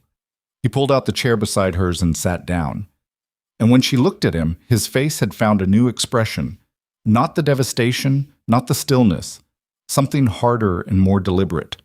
The expression of a man who has just lost one more thing he could not afford to lose and has decided that the correct response is to keep moving. She had worn that expression for 3 years. She recognized it the way you recognized your own face in unfamiliar glass. 20 minutes, Kaylor said to the Chancellor. "Start." The Chancellor opened his mouth to begin, and somewhere in the communication device on the table between them, a light began to blink that had not been blinking before. Someone on the High Council's network had just started talking. The voice coming through the device was calm. That was the first thing Serafina registered. Not what it was saying, but the quality of the voice saying it. Calm the way deep water is calm, with the specific stillness of something that has pressure underneath it and does not need to show it. She had heard that quality in commanders before battle, in surgeons before difficult procedures, in people who had done a hard thing enough times that the doing of it no longer required them to manage their own fear. She pressed the device flat to the table so both she and Kaylor could hear. Convoy has slowed at the second waypoint. Confirm when the eastern approach is clear. A second voice, slightly more compressed. Different location, different atmospheric quality. Eastern approach clears in 4 minutes. The observer from the neutral territories is the priority. The rest are secondary. Serafina looked at Devon in the doorway. He was already moving. "Get the convoy off every marked road," she said. "Cross country if you have to. Go." Davin went. She looked at the Chancellor, who was watching the device on the table with the expression of a man who had expected this and found the confirmation of his expectations neither satisfying nor surprising. "The eastern approach," she said. "Who's running it?" "Aldrich," the Chancellor said. He was the loudest voice for the permanent solution. He has been in the field himself for 6 months. He does not delegate operations he considers critical. A pause. He considers this critical. Because of the observers, Kaylor said. His voice had found its operational register, the one she had heard across a council table for 7 years, the one that meant the internal devastation had been locked in a room to be dealt with later, and he was currently only the thing that needed to be done right now. The witnesses. He needs the formal record to not exist. Without the observers and scribes, everything that happened in the summit hall today becomes unverifiable, she said. 2 heads of state made statements on the record. If the record disappears and we disappear, the Chancellor walks into whatever remains and presents a version of events that serves whatever the Council needs next, Kaylor finished. She looked at the Chancellor. He did not deny it. Aldrich is not working to my plan, he said. He is working to his own. I told you the vote was 8-5. What I did not tell you is that Aldrich has been running parallel operations to the Council's official actions for 3 years. He has infrastructure I do not have full visibility into. He looked at the device. I gave you the network intercept because I do not know everything he has built. I knew you would need to hear it in real time. You gave it to us because you're afraid of him, Kaylor said. The Chancellor did not answer, which was an answer. There are men in the architecture of power who are more dangerous than rulers. Rulers can be managed. They have public faces, political positions, the necessary visibility of governance that makes them trackable. But the men who operate behind rulers, who have spent decades making themselves invisible, who have never needed the validation of a title because they understood that real authority does not announce itself. Those men are almost impossible to map until they move. Aldrich had spent 40 years being unmappable. He had voted for the permanent solution because he had calculated, correctly, that Serafina and Kaylor alive and cooperating were a problem that could not be resolved by the methods the Council had used for 60 years. The old methods required rulers who were isolated, compromised, and unaware of the system managing them. These two were none of those things anymore. What Aldrich had understood, and what the Chancellor had not fully accounted for, was that the most dangerous version of this situation was not Serafina and Kaylor at war. It was Serafina and Kaylor in the same room, having reached the same conclusions independently, holding documentation that mapped the Council's architecture. A divided continent could be managed. 2 people with the same information and complementary intelligence operations could not. So Aldrich had stopped trying to manage it. He had decided to end it. The third voice came through the device 7 minutes after the first 2. It was a woman's voice. Serafina heard Kaylor go completely still beside her in the specific way she had learned in the past 3 hours meant something structural. The summit documentation is with the Sovereignty's intelligence chief, the woman's voice said. It cannot be recovered without triggering a response. Recommend we allow the Chancellor's play to run. He'll give them what he brought. They'll use it. The Council's visible layer clears. A pause. The operation timeline doesn't change. Lyra, Kaylor said. Not to anyone in the room. To himself. In the particular tone of someone hearing a thing that had been theoretically understood and is now concretely real. The device continued. The primary target security is standard sovereignty configuration, Lyra's voice said. 3-layer coverage. Personal guard is former pack enforcer, trained in close contact, no documented weaknesses. She will be the first problem. A pause. The secondary target has Dominion protection, but it's been degraded since the Garrison defections. He's more accessible. If we take the secondary first, the primary will move toward him. That closes the window. Secondary target. She looked at Kaylor. He looked at her. Secondary. Not primary. She knows your instinct, Serafina said quietly. She knows that if they move on you first, I'll move toward you, he said, which puts you out of your security configuration. His jaw was tight. She's run this exact calculation for me before, on different targets. She knows exactly how it works. Because she built it, Serafina said. She built your security responses. She's been building them for 8 years. Lyra's voice through the device, still calm, still the flat, precise voice of an intelligence professional. Confirm when Aldrich's eastern element is in position. We need simultaneous movement. The window is tight. They have the network intercept now, so they'll move the convoy. We need to be ahead of the convoy, not behind it. Another voice, younger, higher tension underneath the professionalism. We're ahead. Eastern element confirms position in 8 minutes. 8 minutes. She looked at the Chancellor. Where is Aldrich physically right now? 2 miles south, he said. With his eastern element. How many people? 14 operational, 6 additional in reserve on the northern road. She did the arithmetic. Her security detail at the estate, 7, with Devon now gone to the convoy.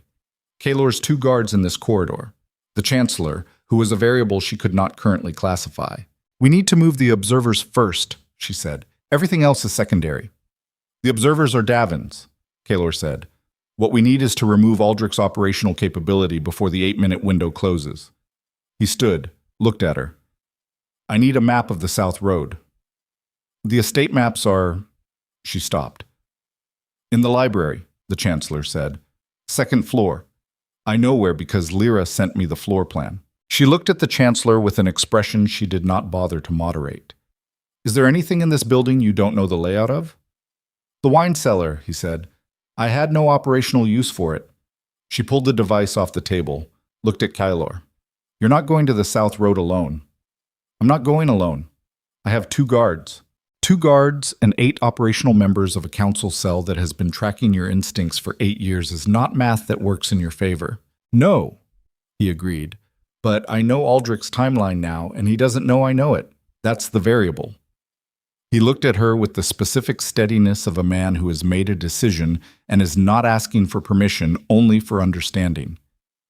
Devon is moving the convoy. Your security detail is deployed to the estate perimeter. If you leave the estate, you have 1 guard and the Chancellor is a liability in the field. You stay here and hold the estate until Devon gets the observers clear. She looked at him.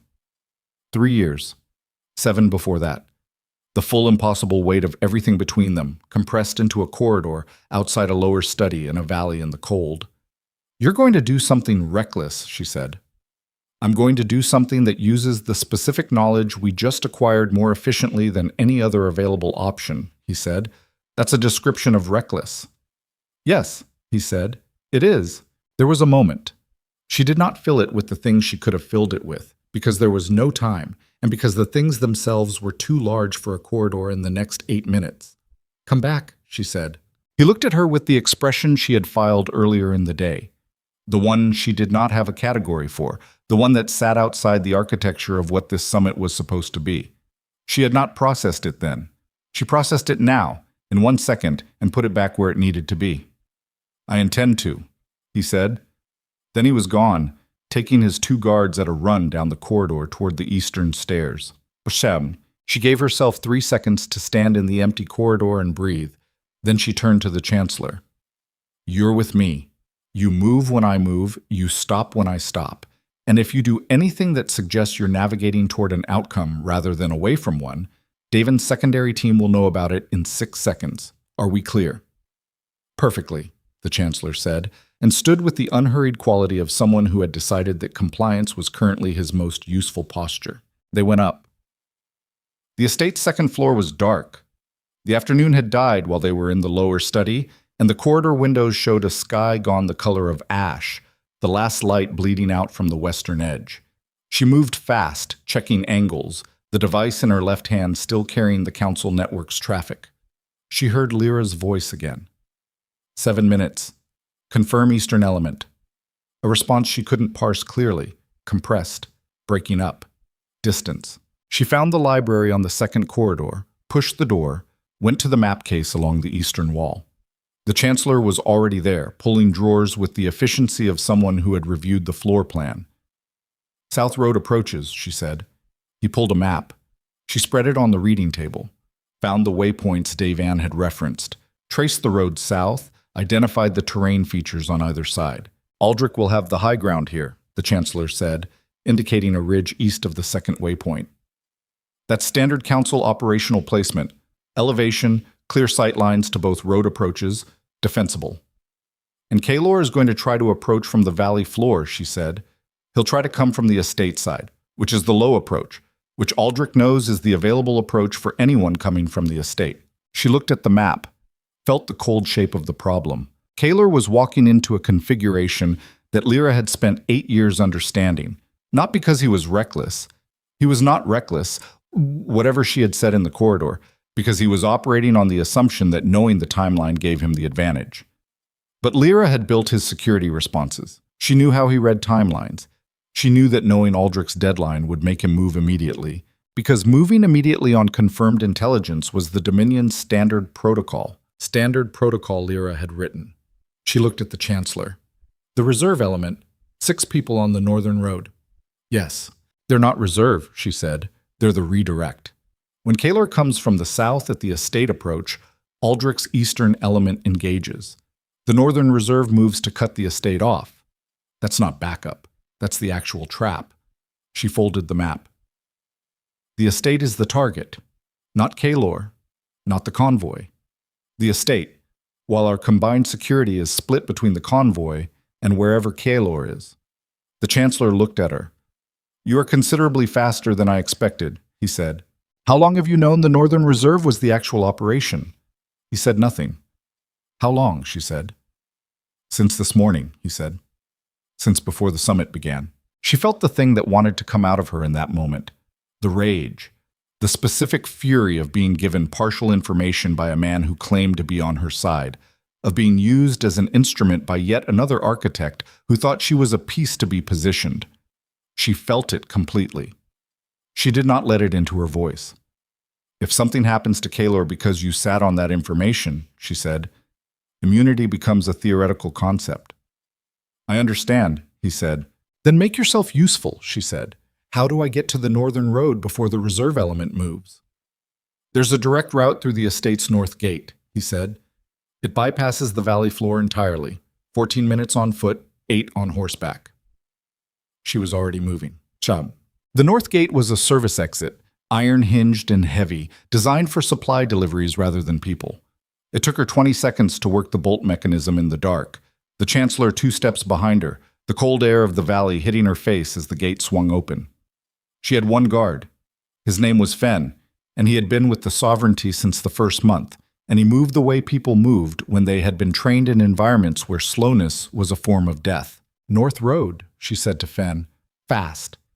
They went fast. The valley at night had the quality of something holding its breath, the frost-stiff grass soundless under their feet, the sky overhead a deep, starless gray, the hills on either side dark shapes against darker air. She ran with the even rhythm she had learned in the Sovereignty's first year, when running had been necessary on a nearly daily basis, and she had gotten efficient at it by the simple method of doing it until it stopped being hard. Her mind, while her body ran, was doing the thing it did in crises, not panicking, not shutting down, but running the parallel track. Devinen the convoy, which she could not currently control. Kaylor at the southern approach, which she could not currently see. The Chancellor running beside her, breathing harder than she was, whose full set of motives she still could not verify. The 6 reserve element members somewhere ahead of her on a road she could see beginning to take shape in the dim light, a pale stripe through the dark valley floor. She had built an empire in 3 years by making decisions with incomplete information and accepting that completeness was a luxury that circumstances rarely provided. You moved with what you had. You accepted the gaps. You did not wait for certainty because certainty was always one step behind events. This was the application of that principle in its most physical form. Through the device clipped to her inner jacket now, she heard, Northern Reserve, confirm position. A response. Close. The compression quality was better. They were nearby. She slowed, held up her hand. Fen stopped. The Chancellor stopped, one hand on his knee, breath ragged. She listened.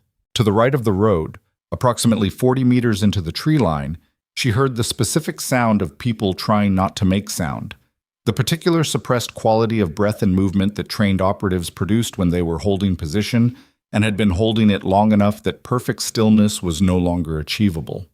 6 people. She had 1 guard and a 73-year-old intelligence architect. There was a version of the next 10 minutes in which she went back to the estate, held the gates, and waited for Davin's return. That version was the version of someone who was managing risk. It was the version that her 3 years of hard-learned survival instinct said was correct. She did not take that version, because the reserve element sitting in that tree line in the next 7 minutes was going to move on the estate. And the estate, with her security split and the Chancellor's network device still active on its table in the lower study, was not a position she could defend with the people she currently had there. And because somewhere 2 miles south, Kylor was approaching a ridge that Lyra had designed as a trap, and the only way to collapse Aldrich's operational plan was to remove the piece he thought he had safely in reserve. She looked at Fen. He looked back at her with the expression of a man who had made his peace with being asked to do things that did not compute as survivable, and had decided the math was less important than the outcome. She pulled the network device off her jacket, pressed the active transmission, spoke into it in the flat professional register that the Council apparently used for all communications, because they had been doing this long enough that everything sounded like procedure. "Northern Reserve," she said. "Command change. Aldrich is requesting immediate position shift. Eastern element has been compromised. Move to the southern approach, secondary staging point." Silence on the network, then authentication. She looked at the Chancellor. His jaw was tight. He met her eyes. "If you give me that code," she said quietly, "and this works, you are not the man who sat on the Northern Reserve information this morning. You are the man who helped end the Council's field operation in this valley." She held his gaze. "That is the version of tonight I can work with. The other version doesn't end well for anyone, including you." He looked at the tree line, at the device, at her. Then he said a 12-character sequence that meant nothing to her and everything to whoever was listening on the other end. A pause. Authentication confirmed. Moving to southern staging. She heard the tree line shift. 6 people, moving south. She stepped back off the road, pulling the Chancellor with her, Fen 3 steps ahead already reading the angle. The reserve element passed within 20 meters. Dark shapes, quick, professional. The specific disciplined movement of people who had been waiting too long and were relieved to have a direction. They did not look at the road's edge. They were looking south. She waited until they were past the first bend. Then she pressed the device again. "Divan, convoy status." His voice came back slightly breathless. "Observers are off-road, eastern side. Moving to neutral territory border. 2 minutes from the perimeter." She closed her eyes for exactly 1 second. "Keep moving. Don't stop until they're across." "Copy." She looked at Fen. "South road. Now." She heard the fighting before she saw it. Not the dramatic sound of battles and stories, the metal and shouts and clean choreography of conflict that narrative preferred. The actual sound was smaller and messier, the compressed violence of close-quarters engagement in the dark, the specific breathless quality of people moving fast through terrain that complicated movement. She came over the southern ridge at a run and saw the valley floor below. Kaler's 2 guards were down. Not dead, she could see one moving, but down. Kaler was on his feet, which was the most important piece of visual information, operating in the specific mode she had never personally seen but could recognize from the way he moved. Not controlled, not measured, but the full unreserved engagement of someone who had run out of reserve. 3 of Aldrich's eastern element were on the ground. 4 were still active, with Kaler at the center, and she could see from the economy of his movement that he had taken damage, the right side, the way he was compensating his weight, something in the ribs or lower, but was not stopping. She could also see Aldrich. He was standing at the ridge's edge, 20 meters from the engagement, watching with the calm of someone overseeing an operation that was running on schedule. He was not fighting, he was managing. She had figured he would be managing. She had run 2 miles to get here before the reserve arrived to close the pocket, and the reserve was now heading south to a secondary staging point that did not exist and would keep walking until they realized the authentication had been a redirect, which she estimated she had 4 minutes before. She looked at Fen. "The 4 active," she said. "I need 30 seconds on Aldrich." Fen looked at 4-to-1 odds in the dark on unfamiliar terrain. "Copy," he said, and moved, and she went the other direction toward the ridge. Aldrich heard her before she was 10 meters from him. He turned with the speed of a man who had spent decades knowing that someone was always coming and had never allowed himself the luxury of assuming otherwise. He was 60-something, compact, the same build as the Chancellor but with none of the Chancellor's intellectual distance, Aldrich had the quality of someone who had stayed in the field long past the point where most people his level moved to administration. He looked at her, and his expression was not surprise. It was assessment.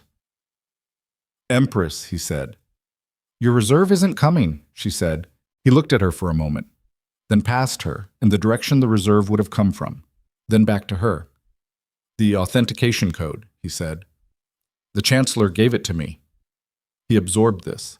She watched the absorption, the specific quality of a man recalibrating in real time, moving the pieces of his operational plan to account for a variable he had not included. He was fast. She gave him that. He was very fast. "Then the Chancellor has made a decision," he said. "He has," she said. "That decision will not protect either of you," he said. "I have operated without the Chancellor's authorization before. I will do so now." "You have 4 operational left in the valley, and Kaylor is still standing," she said. "Your timeline is gone. Your reserve is gone. The observers are out of the valley." She took 2 steps toward him. "You have nothing left in this field to play." He looked at her with the expression she recognized from the Chancellor, the evaluation of someone who spent their professional life reading people and was currently reading her. "You came down off that ridge alone," he said. "Fen is handling your 4, she said. "Fen is one man." "He's very good," she said. Aldrich looked at the valley floor. In the dark below, the engagement was still going. She could hear it.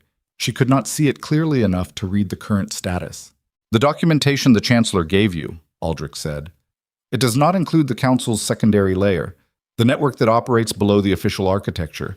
The Chancellor has no access to it. He was never in it." His voice was level, educational. The tone of someone who had decided that information was still a usable tool. "You can dismantle everything he gave you, and the Council continues operating because the visible layer is not the functional layer." She looked at him. "Is that a threat or a negotiation?" "An observation," he said. "The Chancellor has given you the parts of the organization he knows about.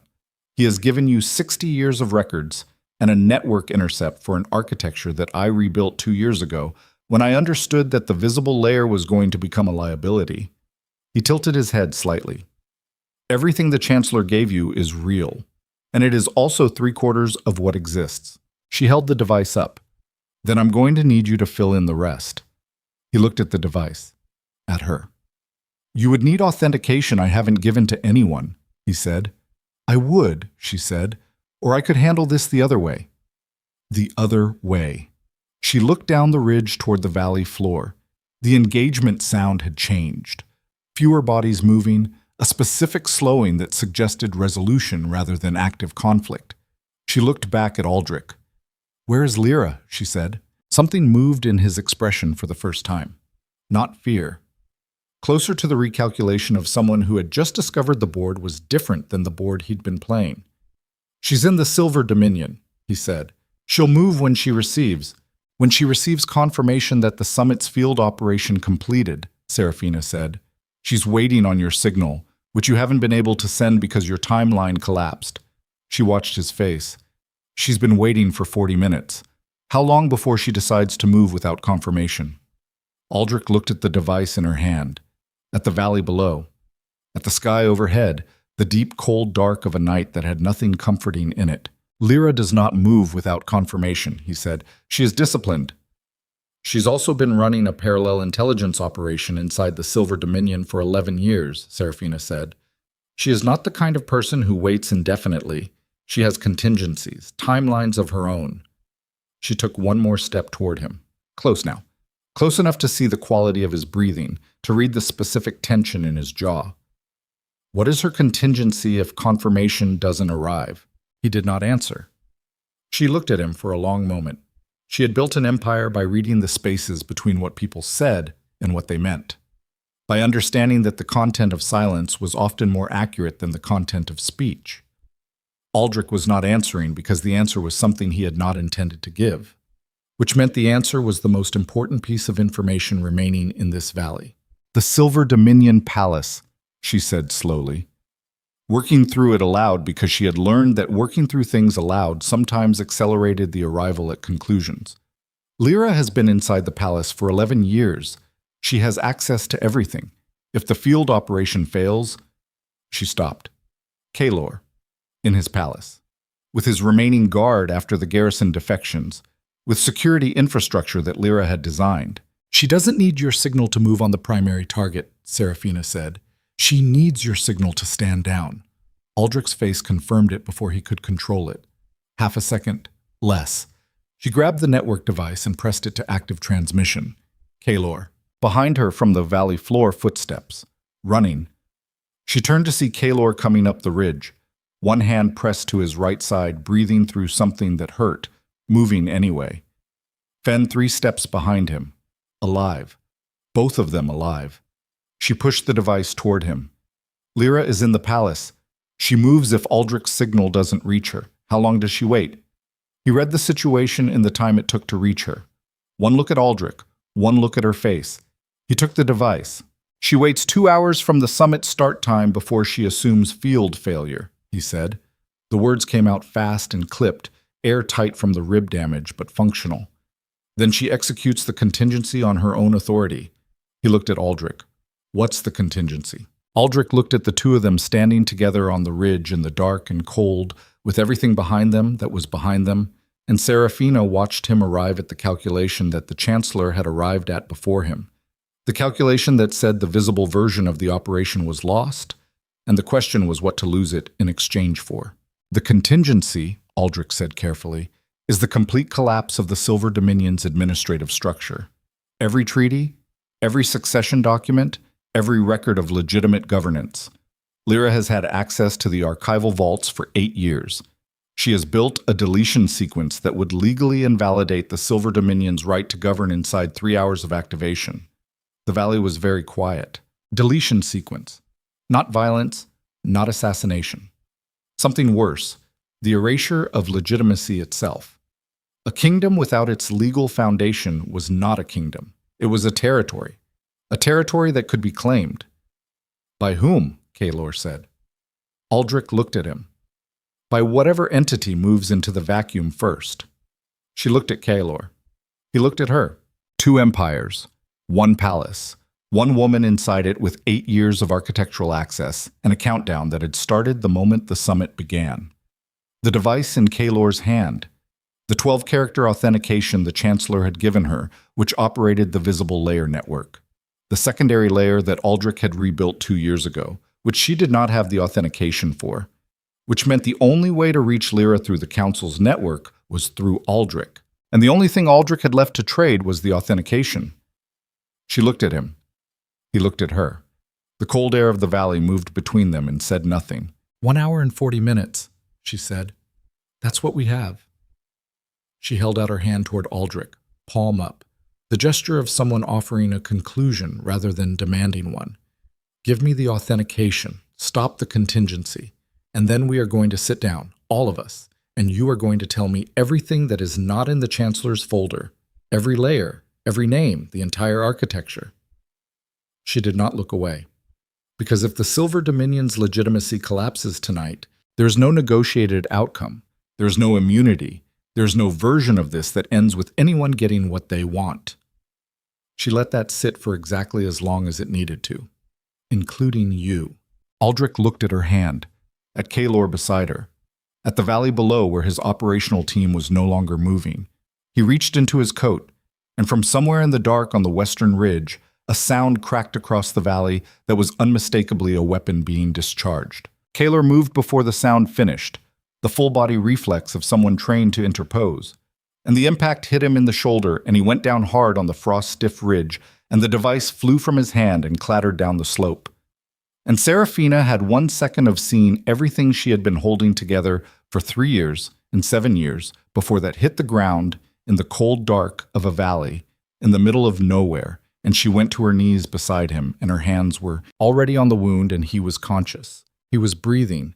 He was looking at her with an expression she had never seen on his face in 14 years of knowing him, and he said her name without the summit architecture, and without the 3 years, and without anything except her name. And she said, "Don't." And Aldrich stood on the ridge above them with the authentication code, and the western ridge was still and silent, and no second shot came, And somewhere in that silence, the entire weight of what happened next balanced on the edge of what Kylor's hand found in the frost-stiff grass as he reached for the device, and whether he could hold it, and whether Aldrich would let him. He held on to the device. That was the first thing. His right hand found it in the frost-stiff grass and closed around it and held, and she felt the grip of it through his wrist where her hand was pressed against the wound in his shoulder. The specific quality of a man deciding that the thing he was holding mattered more than the pain of holding it. "I have it," he said. His voice was rough, compressed. The particular thinness of someone breathing around something that hurt with every expansion of the chest. "Don't talk," she said. "Lyra," he said, not listening, which was consistent with 14 years of his behavior in crisis situations, and which she did not have the capacity to find irritating right now. "We need the authentication. Time." She looked up at Aldrich. He was standing 2 meters above them on the ridge, looking at Kylor on the ground, looking at the device in Kylor's hand, looking at the western ridge where the shot had come from and where Fenn was already moving, already closing the angle on whoever had fired. Aldrich's face in that moment was the face of a man watching the operational end of something he had spent years building. There was no performance in it, no defiance, no calculation running, just the particular stillness of someone arriving at a conclusion they had known was coming and had not found a way to prevent. He looked at Serafina. "The shooter is not mine," he said. She looked at him. "What?" "The western ridge was not in my operational configuration," he said. "I don't have a position there." His voice was flat and specific, the voice of a man who had spent 60 years in the business of being precise about what he did and did not control. "Someone else is in this valley." The cold moved through the frost air and said nothing helpful. She looked at the western ridge. Dark. Fenn moving through the tree line, invisible now. No second shot. The silence of a position that had already emptied. Whoever had fired had not been there to follow up. A single shot, placed high, non-lethal in its outcome, and then gone. A warning. She looked at Kylor. He was looking at the western ridge too, jaw tight against the shoulder wound, the device still in his hand. "The Chancellor," he said. She turned. The Chancellor was standing 10 meters back, at the point where the ridge path leveled, and his expression was the one she had not seen on him before. Not calculation, not the managed distance of professional intelligence. Something older and less controlled. Something that looked, on his particular face, like the thing that came after regret finally ran out of room to hide. "The shooter was mine," the Chancellor said. She stood up.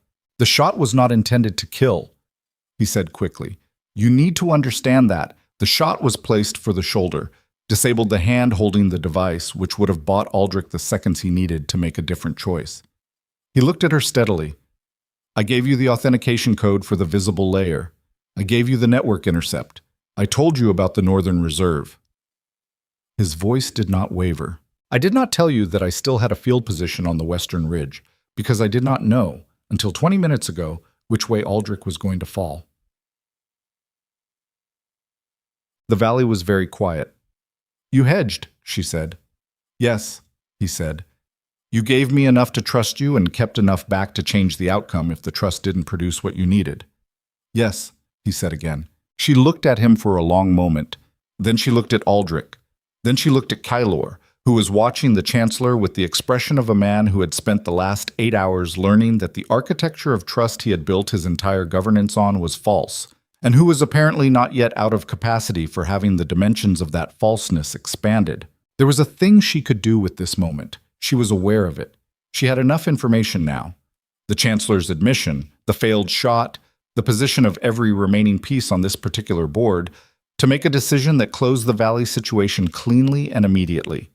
She could classify the Chancellor, issue the consequence, remove the variable. She had done harder things than that in the past 3 years. She did not do it, because the Chancellor had just done something that his professional architecture did not account for. He had admitted the hedge. He had told her, without being caught, without the admission being required, that he had not been fully honest. He had watched Kylor go down and had come forward and said it. A man who hedges does not volunteer the hedge unless something has changed in him. She was not in the business of rewarding that change. She was not in the business of punishing it either. She was in the business of using accurate information to make correct decisions, and the accurate information was that the Chancellor had just told her something true at a cost to himself. Authentication, she said. Aldrich, now. Aldrich looked at Kaylor on the ground, at the device, at the Chancellor standing at the ridge path with the expression of a man who had finally arrived at the place where his life's choices were going to have to account for themselves. 14 characters, Aldrich said. Secondary layer routing. You'll reach Lyra directly. He said the characters. She took them, pressed them into the device, felt the network shift, the quality of the signal changing, something deeper opening underneath the visible layer's traffic. Then a voice she had never heard, but whose profile Tessin had built for her from vocal analysis of intercepted communications. Lyra, on the other end, waiting. She handed the device to Kaylor. He looked at it, at her. Say whatever you need to say, she said quietly. He looked at the device for a moment with the expression of a man who had been given a door he had not expected to be handed and was deciding what to do with it. Then he pressed it active and said, in the flat, honest voice of someone who had run out of any other register, Lyra, stand down. The contingency does not execute. A pause on the line that lasted long enough to be felt. Then Lyra's voice, and whatever professional control she had maintained across 11 years of intelligence work, it was not entirely present now. There was something in the compression of it, not guilt exactly, not quite remorse, but the specific quality of someone whose plan has reached its endpoint and who is now standing in the open without the plan to stand behind. You know, she said. I know, he said. Another pause. The deletion sequence, she said. It hasn't activated. It requires my direct authorization at each stage. I have not given it. I know that too, he said. How? Because you built the sequence, he said. And you built every security protocol in the palace. And I know how you build things. You built in stops, checkpoints. You have never, in 8 years, built a system that could operate without human judgment at each critical step. His voice was very quiet. Because you think human judgment matters, even when you're working for people who don't. Serafina listened to the silence on the line and understood with the particular clarity that came from standing outside a relationship and seeing its full shape, what 8 years of genuine professional closeness looked like when it turned out to be built on a foundation of deliberate deception. Kaylor had not been wrong about Lyra's intelligence.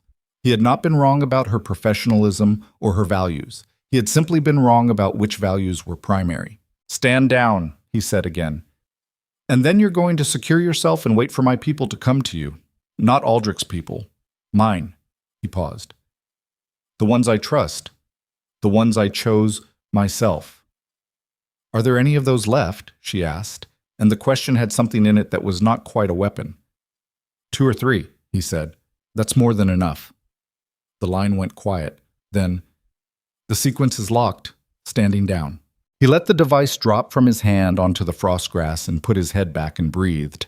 And she watched him do it and did not say anything because there was nothing to say, and she understood that he needed 30 seconds of silence, the way a wound needs pressure, not as a solution, but as the minimum requirement before anything else can happen. She counted 30 seconds. Then she said, Can you walk? Yes, he said. Then let's go inside, she said. All of us. She stood, held out her hand. He looked at it.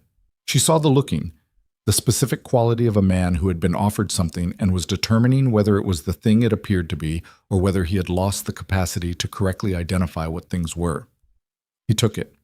She pulled him up.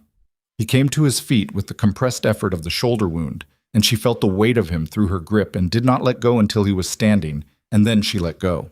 They walked back up the ridge together, and none of the people behind them said anything. What does it mean to survive the truth of who you are? Not the version of yourself you present in formal settings, not the identity constructed by title or role or the accumulated expectations of everyone around you. The underneath version. The one that made decisions when you were too young or too frightened or too manipulated to make them well. The one that signed things without fully understanding what you were signing. The one that loved without honesty or built without accountability, or stood behind a system because the system served you until the day it didn't. Most people encountering that underneath version of themselves develop one of 2 responses. The first is to bury it faster, to construct better explanations, more sophisticated justifications, thicker walls between the present self and the past decision. The palace of self-deception is never fully built. It requires constant maintenance, constant extension, new rooms added every time an old room becomes too difficult to occupy. People who go this route become harder over time, not stronger. They mistake the work of covering as the work of building. The second is to look at it directly, to stand in the full cold light of accurate self-knowledge and let it be as bad as it actually is without negotiating for a better version. This is not pleasant. It produces nothing that feels like relief in the short term. What it produces, slowly and at considerable cost, is the only kind of foundation that doesn't require constant maintenance, because it was built on the actual shape of things rather than the preferred shape of things. Kaylor Vane had spent 3 years doing the second thing, not gracefully, not without backsliding, not without the moments of reaching for the more comfortable narrative and forcing himself back to the accurate one. He had done it the way difficult things are usually done, badly, incrementally, with significant personal cost and no guarantee of any particular outcome. What he had not known during those 3 years was what the work was for. He had told himself it was for the Silver Dominion, for better governance, for the systems he was dismantling and rebuilding. He had told himself it was for accountability, for the historical record. Standing on a frost-covered ridge in a dark valley with a bullet wound in his shoulder and Serafina Valeris's grip still present as a physical memory in his palm, he understood that he had been doing it for one reason that he had not been able to name until he had run out of any other way to explain the past 3 years of his own behavior. He had been doing it so that when the moment came, he would be the kind of person who deserved to be in the same room as her, not to earn her forgiveness. He had stopped believing forgiveness was the correct framework somewhere in the second year. Forgiveness was a gift the wrong person could give if they chose to, and it was not something owed, not something that could be earned by effort, not something that he had any right to pursue as a goal. What he had pursued instead was becoming the kind of person who could be honest in her presence, who could sit at a table with her in a formal room and answer her questions without negotiating around the edges of his own culpability, who could make decisions based on what was right rather than what was safe. Whether that was enough for anything between them was not a question he had an answer to. He was starting to understand that not having an answer to it was not the problem he had always believed it was. The lower study, when they returned to it, had the quality of a room that had absorbed more than rooms usually absorbed and was not entirely sure what to do with the surplus. The Chancellor sat in his chair near the fire, which Fenn had rebuilt while Serafina organized the security perimeter. Aldrich sat across from him at the desk, not restrained.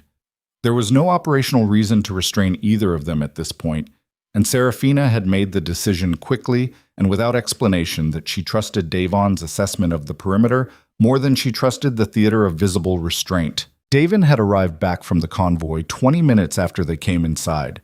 The observers were across the neutral territory border. The scribes were with them. The formal record of the summit's morning session, Kaylor's testimony, her timeline, the documented exchange, existed in multiple hands in multiple locations outside this valley. That record could not be erased. Whatever happened next, that was permanent. She sat at the desk with Kaylor to her left, the Chancellor and Aldrich across from them, Tassine's voice coming through the device from the Sovereignty's capital where he had been coordinating parallel operations based on the network intercept. The Chancellor's folder was open. Aldrich had been talking for 40 minutes. It was not pleasant listening. 60 years of a system that had told itself it was managing stability while manufacturing the specific instabilities that justified its own continued management. The circular logic of it was not subtle once you had the full architecture in front of you, but it had been invisible from inside because people inside systems rarely develop the perspective required to see the system's shape. They see their own function, their own justification, the immediate outcome of their immediate actions. The shape is only visible from outside. Tessin was building a map of everything Aldrich described, cross-referencing it against the 2 years of pattern analysis he had already completed. When he spoke, his voice had the particular quality of someone who has spent 2 years building a picture in the dark and is now finally holding it up to the light. The second layer is communication architecture, he said through the device. It runs through 7 relay points. I have 5 of them already. The other 2, Aldrich, the eastern coastal locations. Aldrich gave coordinates. Tassin went quiet for a moment. She could hear him writing. Then, "That's everything. I can have the full network mapped and isolated within 6 hours." "Do it," she said. She looked at the two men across the desk. The Chancellor, who had spent 60 years building a system and had arrived at 73 at the conclusion that the cost of its continuation exceeded whatever he had originally been willing to pay. Aldrich, who had spent 40 years believing the system's logic so completely that its exposure had arrived not as revelation, but as the simple collapse of a structure that had been bearing weight it was not designed to bear. "You understand what happens next," she said to both of them. "The public record," the Chancellor said. "Yes. Everything in the folder. Everything Aldrich has described tonight. The full operational history of the High Council for 60 years. It becomes part of the documented record of this summit, which already exists in multiple hands outside this valley." She looked at them steadily. "The continent will know the full shape of what has been operating behind their governments for 60 years. Every ruler who was manipulated, every bloodline that was targeted, every manufactured conflict. It will destabilize every major government on the continent simultaneously," Aldrich said. Not a protest. An observation. The flat professional voice noting a consequence. "Yes," she said. "It will. And your plan for managing that destabilization is not to manage it," she said, "to support whatever each affected government does with the information about their own situation. Provide the documentation relevant to their specific case. Offer resources for the reconstruction that follows." She looked at him. "The instability was already there. Your system didn't prevent it, it suppressed it, which is different. Suppressed things don't disappear, they accumulate." Aldrich looked at her for a long moment. Then he did something she had not expected from him at any point in the past 3 hours. He nodded. Not agreement with her politics, not endorsement of her governance model. The nod of a man who had spent 40 years being wrong in a specific way and had the professional honesty to recognize it when the evidence became undeniable. She looked at the Chancellor. "The immunity question," she said. He looked at her. She looked back. The fire had found its full burn now, and the lower study was finally warm. And in the warmth, the Chancellor looked older than he had looked in the cold. Not frailer, but more accurately aged, the way things look their true age once the environment stops requiring them to compensate for it. "You gave me the visible layer authentication," she said. "You told me about the Northern Reserve, late, but you told me. You told me about Lyra before Aldrich would have." She paused. "You also had a field position on the western ridge that you did not disclose, and that produced a shot that put Kaylor on the ground." "Yes," he said. "The immunity I can offer you," she said, "is from me, my intelligence operation, my empire's judicial process." She looked at him. "I cannot speak for the Silver Dominion." She felt Kaylor look at her. She did not look back. This was his call, and she knew it, and she was not going to make it for him. Kaylor looked at the Chancellor. The fire cracked. Somewhere in the estate, a door moved on its hinges in the cold draft. "The shot was not meant to kill," Kaylor said finally. "I understand that." "No," the Chancellor said. "It was not. You also built a system that killed my mate's family," he said, "and spent 60 years running that system and calling it stability." His voice was level, brutal in the way honest things are brutal, not because they want to wound, but because accuracy has edges. "I am not in a position to offer you my personal absolution. That is not mine to give." He looked at the man who had been his father's closest advisor, the man he had admired at 12 years old, the man who had spent 8 decades in the machinery of power and had arrived at 73 to sit in a cold lower study and try to dismantle what he had spent his life constructing. "What I can offer is that your cooperation tonight becomes part of the formal record, that the record reflects accurately what you did and what you chose to do in this valley, and that the Silver Dominion's formal response to your actions will account for both." "That is not immunity," the Chancellor said. "No," Kaylor agreed. "It's accuracy. It's the same thing I asked her for this morning." He looked at the old man steadily. "I think that's the most honest thing I can offer you, and I think you know it's more than you expected." The Chancellor looked at Kaylor for a long time. The quality of his looking had changed from earlier in the evening. The professional evaluation had dropped out of it, leaving something less defended. Yes, he said finally. It is, Mom. Davin came to her at the door of the study at some point after midnight. She was standing in the corridor, not because she needed to be, but because the lower study had too many people in it, and she needed 4 minutes of air that did not belong to anyone else's calculation. The observer convoy reached neutral territory 2 hours ago, he said. All secure. Good. She leaned against the stone wall. The cold came through her coat from the stone, the particular deep cold of old walls in old buildings, and she let it. Tessin? Network isolation is 70% complete. He says 4 more hours. Tell him to take 6 if he needs them. Accuracy over speed. Devon looked at her the way he had looked at her, consistently, for 3 years, with the specific assessment of someone who had tied his professional life to hers and took the quality of her functioning personally. He was good at not saying things, better than almost anyone she had ever worked with. Tonight, he said something. He's going to be fine, he said. The shoulder, through and through. Fen has field medical. He'll need a surgeon in the morning, but the damage is containable. I know, she said. You've checked on him twice. I'm aware. Davin was quiet for a moment. Serafina. He used her name without her title, which he only did when he had decided that the moment required it. What happens after tonight? She looked at the corridor ceiling. Old stone. The same old stone that everything in this valley was made of. Things that had been here before any of them, that would be here after, that did not particularly care about the elaborate human machinery of power and accountability and trust playing out in the rooms below. The documentation goes out in 72 hours, she said. Tessin handles the dissemination to all relevant parties simultaneously.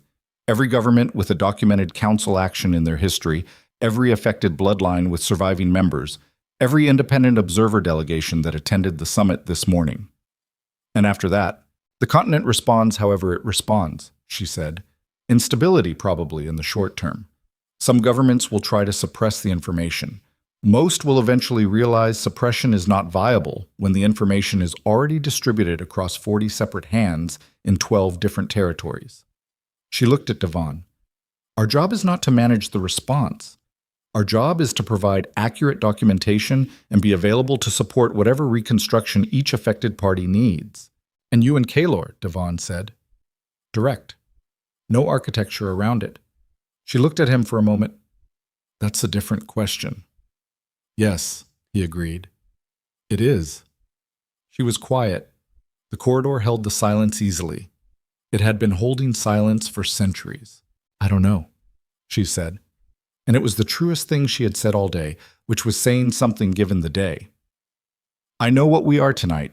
2 heads of state who survive the same valley and share the same documentation and have complementary intelligence operations and a combined strategic interest in a stable continent.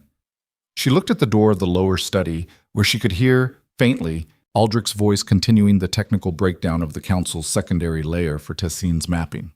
I know what we were 7 years ago, and the 3 years before tonight, and what tonight is. She looked back at Davin. The part between now and whatever comes next, I don't know the shape of it yet. Is that tolerable? He asked. She thought about it honestly. Yes, she said. It turns out not knowing is survivable. I learned that the hard way, but I learned it. Davin looked at her with an expression that, on his particular face, translated as approval. Then he went back to the perimeter. She found Kylor in the estate's small library, where Fen had installed him on the settee nearest the fireplace with his shoulder bound and his coat off and a cup of something hot that he was not drinking.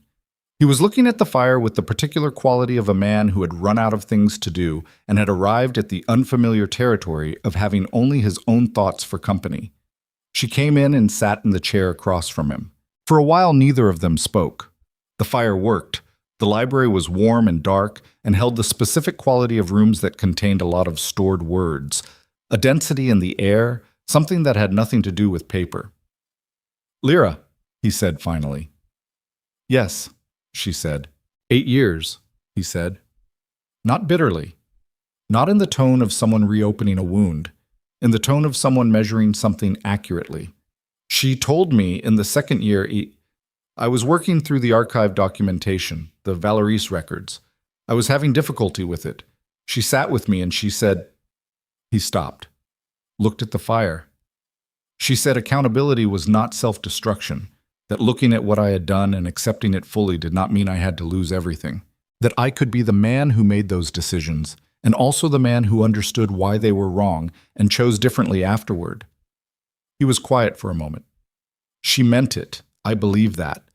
What she said was genuine. She was also, from the day she said it, actively working against everything she told me to build. Serafina looked at him. Those things can both be true, she said. I know. He looked at her. That's what's difficult about it. If she had been entirely false from the beginning, it would be simpler. But she was real, and she was also the thing she was, and both of those were true simultaneously. He looked back at the fire. I don't know how to hold both of those things. You hold them the way you hold everything else that doesn't resolve cleanly, she said. You don't. You carry it. You get used to the weight. He looked at her with the expression she had been filing all day, the one she did not have a category for. Sitting in a library in the middle of the night, with the fire doing its honest work and no summit architecture between them, she looked at it directly for the first time. It was not the expression of a man asking for something. It was the expression of a man who had stopped asking and had arrived, after a very long time in difficult territory, at something quieter, something that did not require an answer because it had stopped being a question. I don't know what we do with this, he said. Everything between us. I don't have a framework for it. Neither do I, she said. The sovereignty and the dominion. There's obvious strategic logic for a formal alliance. There is, she said. That's a conversation for when we have functioning legal teams and a neutral mediator and are not sitting in a minor noble's library at 2 a.m. Something moved in his face. Not quite a laugh, but the shape one would have made if the weight weren't still too close. Yes, he said. That's probably correct. She looked at him, at the shoulder wound, bound and medicated, at the hands that had held the device in the frost grass because he had decided that what he was holding mattered more than the pain of holding it, at the face that had spent 7 years across a council table from her and 3 years building her a folder she had not asked for. She thought about what she had told Tessine, that the floor was not a reason to rebuild a house. She still believed that. The floor was not a reason. The floor was just the floor. But you could look at the floor honestly and decide to see what was there, what had been built, badly, by people who were young and frightened and manipulated. What had survived, intact and unreasonable, everything that had been done to pull it apart. What was left, after the valley and the documentation and the fire and all of it, when there was nothing performing and nothing being managed, and it was just 2 people in a room that was finally warm. She reached across the space between the chairs and picked up the cup of untouched hot drink from where it was cooling on the side table. She held it out to him. He looked at it, then at her. You should drink it, she said. You lost blood. He took the cup. His fingers touched hers in the transfer, and neither of them moved away from it immediately. Serafina, he said. I know, she said. I haven't said it yet. You've been saying it since before the summit started, she said. The folder, the 6 sentences. The way you answered every question I asked you today without trying to come out of it, looking like someone who deserved to. She looked at him steadily. I know what you've been saying. I've been hearing it. He was quiet for a moment. Then, and? She thought about her brothers, about the specific way grief changes shape over time, not diminishing, but shifting, becoming something you learn to carry differently as your body adjusts to its weight. She thought about 3 years of building and 7 years of not knowing, and the specific night she had stood in Tessine's office in the sovereignty's 2nd month and looked at the intelligence report that confirmed what she had suspected and felt the specific architecture of her world restructure itself around a truth she had not been built to accommodate. She thought about the folder. 17 pages. His handwriting at the end, including his own signature without softening it. And I'm here, she said, not because the past is settled, not because we are whatever we were, or whatever people expect us to be. I'm here because I walked into this valley knowing it was potentially a trap and decided the information was worth the risk. She held his gaze. You are still a risk. You will be a risk for a long time, possibly permanently, because trust that has been broken at that scale does not reconstruct quickly, and I'm not going to tell either of us that it does. No, he said. But you are a risk I have information about, she said, More information than I have had at any point in the past 10 years, and I have always made better decisions with complete information. She looked at the fire for a moment, then back at him. That's not romantic. I know it's not romantic. It's accurate, he said. Yes, she said. It is. He drank from the cup. She watched him. The fire worked. Outside the library window, the valley was dark and cold, and held the particular silence of places that have absorbed significant events and are now simply waiting for whatever came next with the patience of things that had been waiting a long time before this and would be waiting a long time after. What do we do tomorrow? He said. Tomorrow Tessin finishes the network isolation and we begin the documentation dissemination, she said. We issue a joint statement, your legal team and mine, verified by the independent observers, distributed simultaneously through both empires' official channels. The High Council's architecture is made public. The affected parties receive their specific documentation. The process begins. The process, he said, not the outcome. Outcomes require time, she said. We can control the process.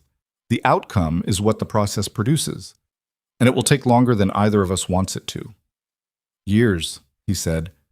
At minimum, she said. The systems that were built to manage the continent didn't build overnight.